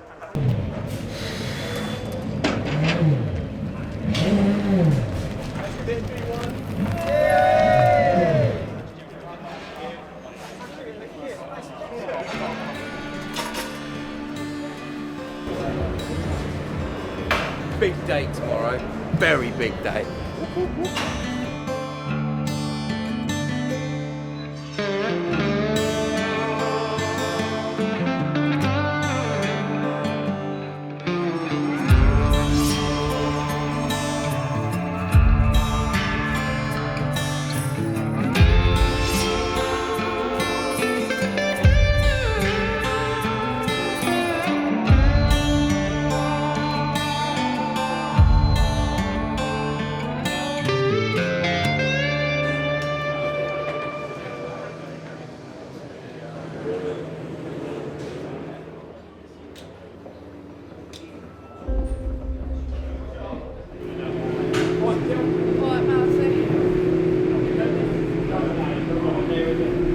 certainly Tom Ingram, Jake Hill, Ash Sutton, Tim Harvey, they're all scrappers, aren't they? They're all prepared to get stuck in there. Yes, they know how to bank points, but as you've just heard Jake use the phrase, he's up for the fight.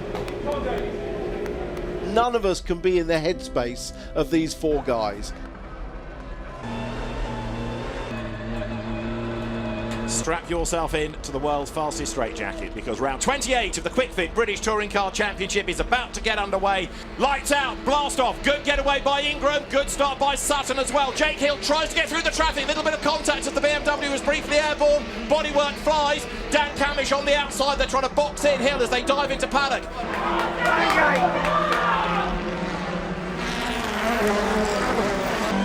Hill into the back of Sutton, Thompson round the outside of the BM. He's going to have the inside line down the hill. This is going to affect Jake Hill's race because Thompson goes through. Now he makes a lunge to the inside of Sutton, can't do it. But Hill drops a place to Thompson. Well, so Turkington's gained another place, he's up to 7th. Here comes Hill. Hill's going to get up the inside here, coming into Sheen Curve. Here comes Thompson again on the inside of Hill. This time Sutton's trying to defend from everybody. Thompson round the outside of Hill, gets turned sideways, he's off the road, and up the inside comes out of Morgan. So 1 up and 1 down for Jake Hill. Morgan gets run out wide, so Hill now is back up into 4th. Hill, he is rapidly closing down Sutton.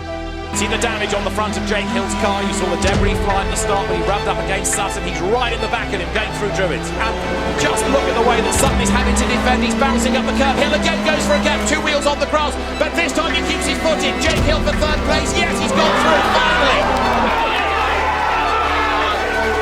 The checkered flag awaits for Tom Ingram, who is going to come through and take a 5th win of the season. Tom Ingram wins race 1. Rory Butcher 2nd across the line. It's going to be 3rd place for Jake Hill.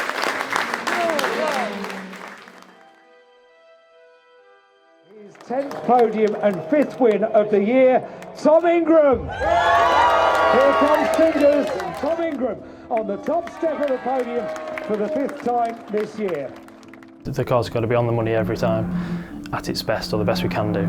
So there's a lot of pressure that comes with that. I mean, I've been in this championship now since 2014. So it's kind of been my life's work since I was probably 5, being realistic. So when I first started racing, and I was racing in go-karts and bits and pieces like that, I had the ambition of getting to touring cars. That's all I really wanted to do, was to get to touring cars. British touring cars is what I've always wanted to be doing, and yeah, it's sort of wanted to do since leaving school. It's the only job I've ever had, really. So I was actually Tom's mechanic for a year before I moved up to be a race engineer. I've been his race engineer since 2018 now. I think it's just the thrill of those, high pace, short, punchy races that you get. For us, this driving touring cars, racing in touring cars, this is our life, this is what we do. I think motorsport's quite a unique sport where without the team backing up that sole driver, then the driver couldn't do their job. The single driver going around and winning the championship is what the focal point is, but to be a part of that team backing up the driver, that to me where the fun is. And then when you get the results as well, it makes it worth doing it. And having the fight and having the best race you can. I can actually probably win this. And I've been on this journey with Laura and myself. There's been so many people that have been on the journey with us, from friends that we've met along the way, but also to people like Chris and Leslie Hansford that are living this as much as we are, to Spencer, to my parents, to everyone that's been involved in this. It's been so many years of hard work to get not just to the grid, but keep it going, keep improving results, get another win, get another one, get another one, get some podiums, get this. My deal isn't done, you never know what can happen, anything, it can change in an instant. So you've got to be so grateful for what you've got at the time that you've got it. Jake and myself have worked together. We've known each other for 4 years now, and this is our 3rd year working together as a race engineer and driver team. We just hit it off from the off, even when we weren't working together, we just got on. And that's why 2nd year we looked to work together, and we haven't looked back since. When you start looking at it, I don't think I can quite put into words what it actually means, because it's been your life's work to get to this point in the first place. That actually getting it would be amazing. I can't put into words, because it would mean so much, because of so many years of work that have gone into getting to this point in the first place. So it very much feels like it's Christmas Eve at the minute, and it's exciting. When Christmas Day comes, it's going to be amazing. So I think the difficulty now is obviously going to be keeping that going, because we've obviously going to have Jake starting a little bit closer to us in this next race. For those rapid rear-wheel drive starts. They are going to be super fast off the line. So that's going to take a bit of beating, I think. I think at ultimate pace we've got it. We had fastest lap of the race in race 1. Yeah. We had time in hand as well when we've looked through the data. Yeah. So it was quite relatively comfortable. So I think we should have the outright pace to win it. It's just if some unforeseen circumstances occur, I suppose. Need a good start. Whatever goes on in the start, don't we do. I feel fairly relaxed. I don't feel too much pressure. Ultimately, there's not a lot we can do. It's just I think it's just going to come down to the start. But I actually felt more relaxed on the grid than I actually did when we were sat the build-up. Because you get all of that. You get like these guys coming in and talking to you and that sort of stuff. And actually, it's quite nice just to sit in the car and like almost be with your own thoughts. And that's dangerous. Go from there. Cool. Very good. Happy? Yeah, man. Trusty. Got any engine oil anywhere? Happy? Okay, cool. You got a bottle? I can give you one here. Thank you, Colin. Sorry, mate. Bring it home, Jay. Try, Louise. Yes, you can. All I can do is try. Thank you. You've got it in you. You've got it in you. You've done it all year. So that's 4.5 minutes. Okay.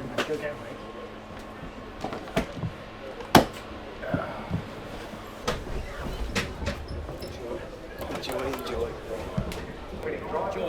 Yeah, enjoy it, yeah. Cool, mate. Love you, mate. Yeah? Go and do this thing.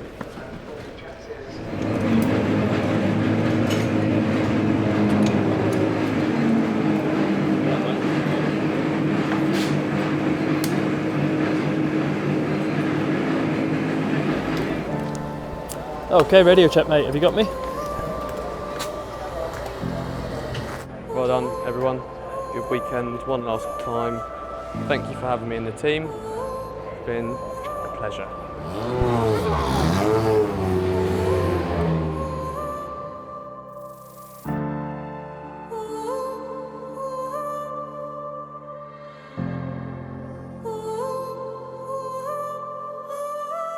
Where we got to be? Depends where all the others finish. Just stay behind him. We'll be alright. Sutton's got to finish 3rd at least, and Hill's got to finish 4th.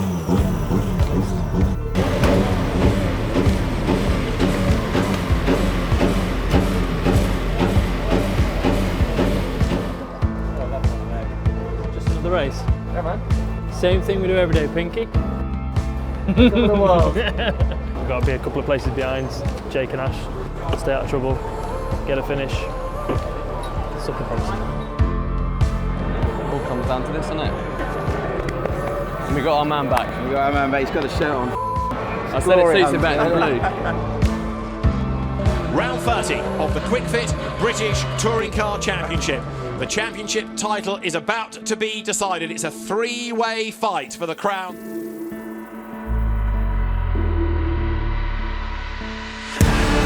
The championship showdown is underway. They blast away from the grid. Oh, don't hang it out there. Ingram has got caught up with BMWs all around him. Look, he's on the outside of Turkington, but he's ahead of Hill.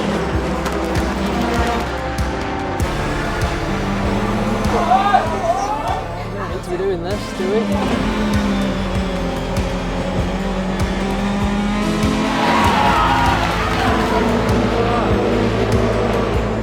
Ingram forces the issue on the inside of Turkington now.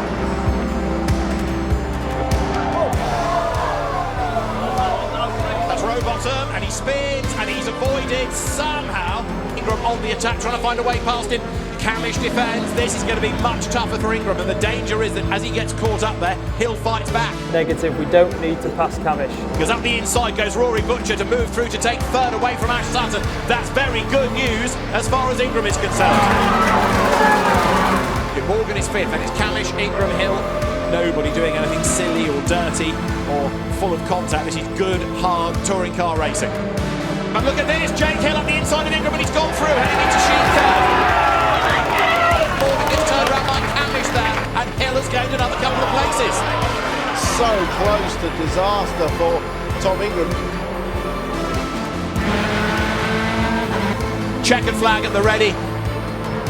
Tom Ingram across the line to win the Kwik Fit British Touring Car Championship.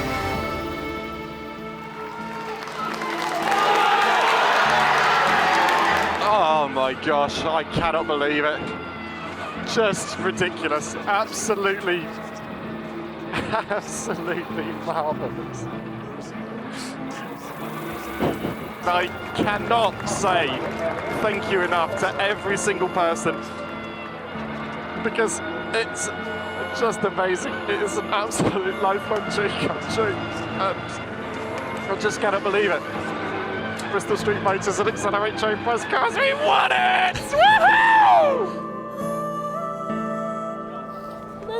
I was just going to find you. I can't believe it. Oh my God.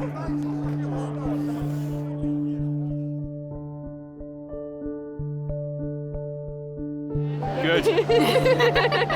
Relieved. And buzzing. So, Tom Ingram makes his way down the pit lane.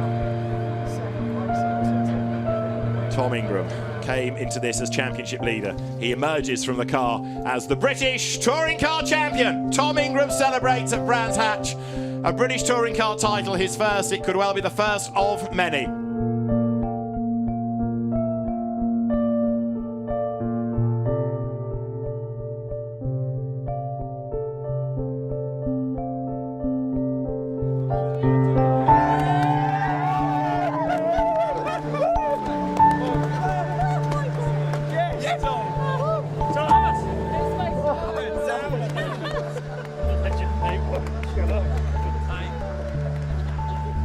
It's these bunch of people. It's this team. It's this team, that's what I'm saying. It's this bunch of people. It's pretty good, wasn't it? Never in doubt. Drove perfectly, no risks, just cruise round, out of trouble. Would have been nice, but we didn't have that at all. He was trying to pass Hill. He didn't need to. We didn't need to. Battling with him when we didn't need to. We could have just held back, but that's not Tom Ingram. So that's yeah. We got a good race. We've done it. Finally done it. 12 years I've been trying to do this.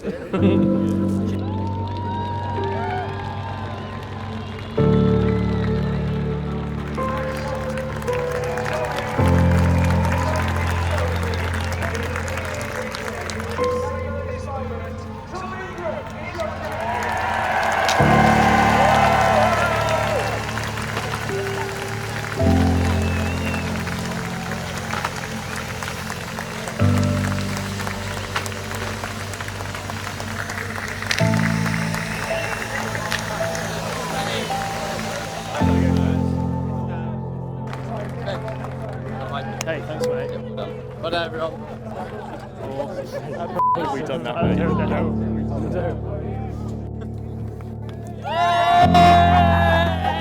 Hey, come on! Hey, I'm gone! I've fallen off!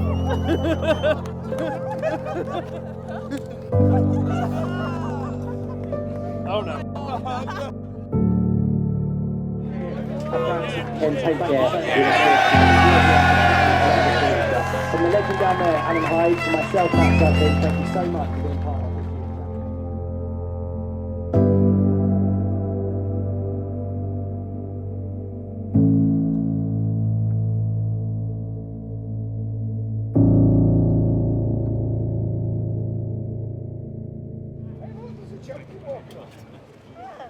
How was the day? It was tough. It was really tough, and for reasons really outside of our control at times. We qualified really well. Qualified fourth. Ash was third. Race one got away from me. Probably tried a little bit too hard to play the team game, trying desperately to sort of keep Hill away from Ash, and that's on me. Put myself back into a pack I didn't want to be in, surrounded by very fast BMWs. And then we made some small changes, thinking we were going to have a real good chance of winning the last one, starting third. And for not the first time this year, didn't make it past turn two. Beyond fed up now of weekends been spoiled by people that don't feel they need to break. If you're the last in the train, unfortunately, you get clattered. What's done's done, but a year what might have been, there's been too many incidents, too many accidents. We'll put our heads together and we'll come back full of positivity that we can turn a corner. Massive thanks to the team, Motorbase, Napa Racing UK, been unbelievable. It's a pleasure to be part of such a fantastic group, it truly is. I couldn't wish to be with anybody better. And now we look ahead to a bright future, I think, with Napa and Motorbase. I'm very excited about it. So even though you won't be filming me next year, hopefully we'll be seeing a lot of me. The last round of the British Touring Car Championship, and I think I finished third in the championship. So yeah, obviously I'm a bit disappointed, but at the same time, I'm extremely proud of what we have achieved this year. It's my first year with BMW and West Surrey Racing, so we've done extraordinary things, I think. So I've impressed everyone, I hope, on my debut season here, and hopefully we can be the ones lifting that crown next year. I'm still happy. I'm extremely happy. It's been a fantastic year. So, and credit to Tom as well, because he is a deserving champion. It's just a huge thank you to all of my rocket ship crew, West Surrey Racing, MB Motorsport, and everyone else involved, all of our partners, for sticking by me and making it work. What a day! It's been remarkable. It's been a day that I don't think even my wildest dreams could have pictured it going this well. I think Laura's pretty emotional, as I am. I think everyone's emotional. Everyone's just on such a high. It's such a difficult emotion to try and hold on to try and describe. Everyone's saying, "How do I feel?" And I can't tell you how I feel, because if I were to be able to bottle this and have this as an emotion just to open up every so often would be amazing, because it's amazing. And the great thing with it is that it's come with so many people involved. That's what I love. That trophy behind will have my name on it, but it should have everyone's name on it here, because we've done such an amazing job. It's been an amazing year. It's been something that I could only have dreamed about when I was a kid. So to be stood here chatting to you guys as 2022 British Touring Car Champion, what an amazing experience. I've got such an amazing group of people around me, with Chris and Leslie Hanson, my parents, Laura, Bristol Street Major. I've got so many people to be thankful for that I would be here for hours to list every single one of them. So, a massive thank you to everyone, a massive thank you to all the fans. They've been beyond incredible. The support I had coming into the finale was unbelievable. I was getting messages at 3 o'clock in the morning, constant streams of messages, 24 hours a day, of people wishing us well, wishing us all the luck in the world, and hoping that we could do it. So, we've done it.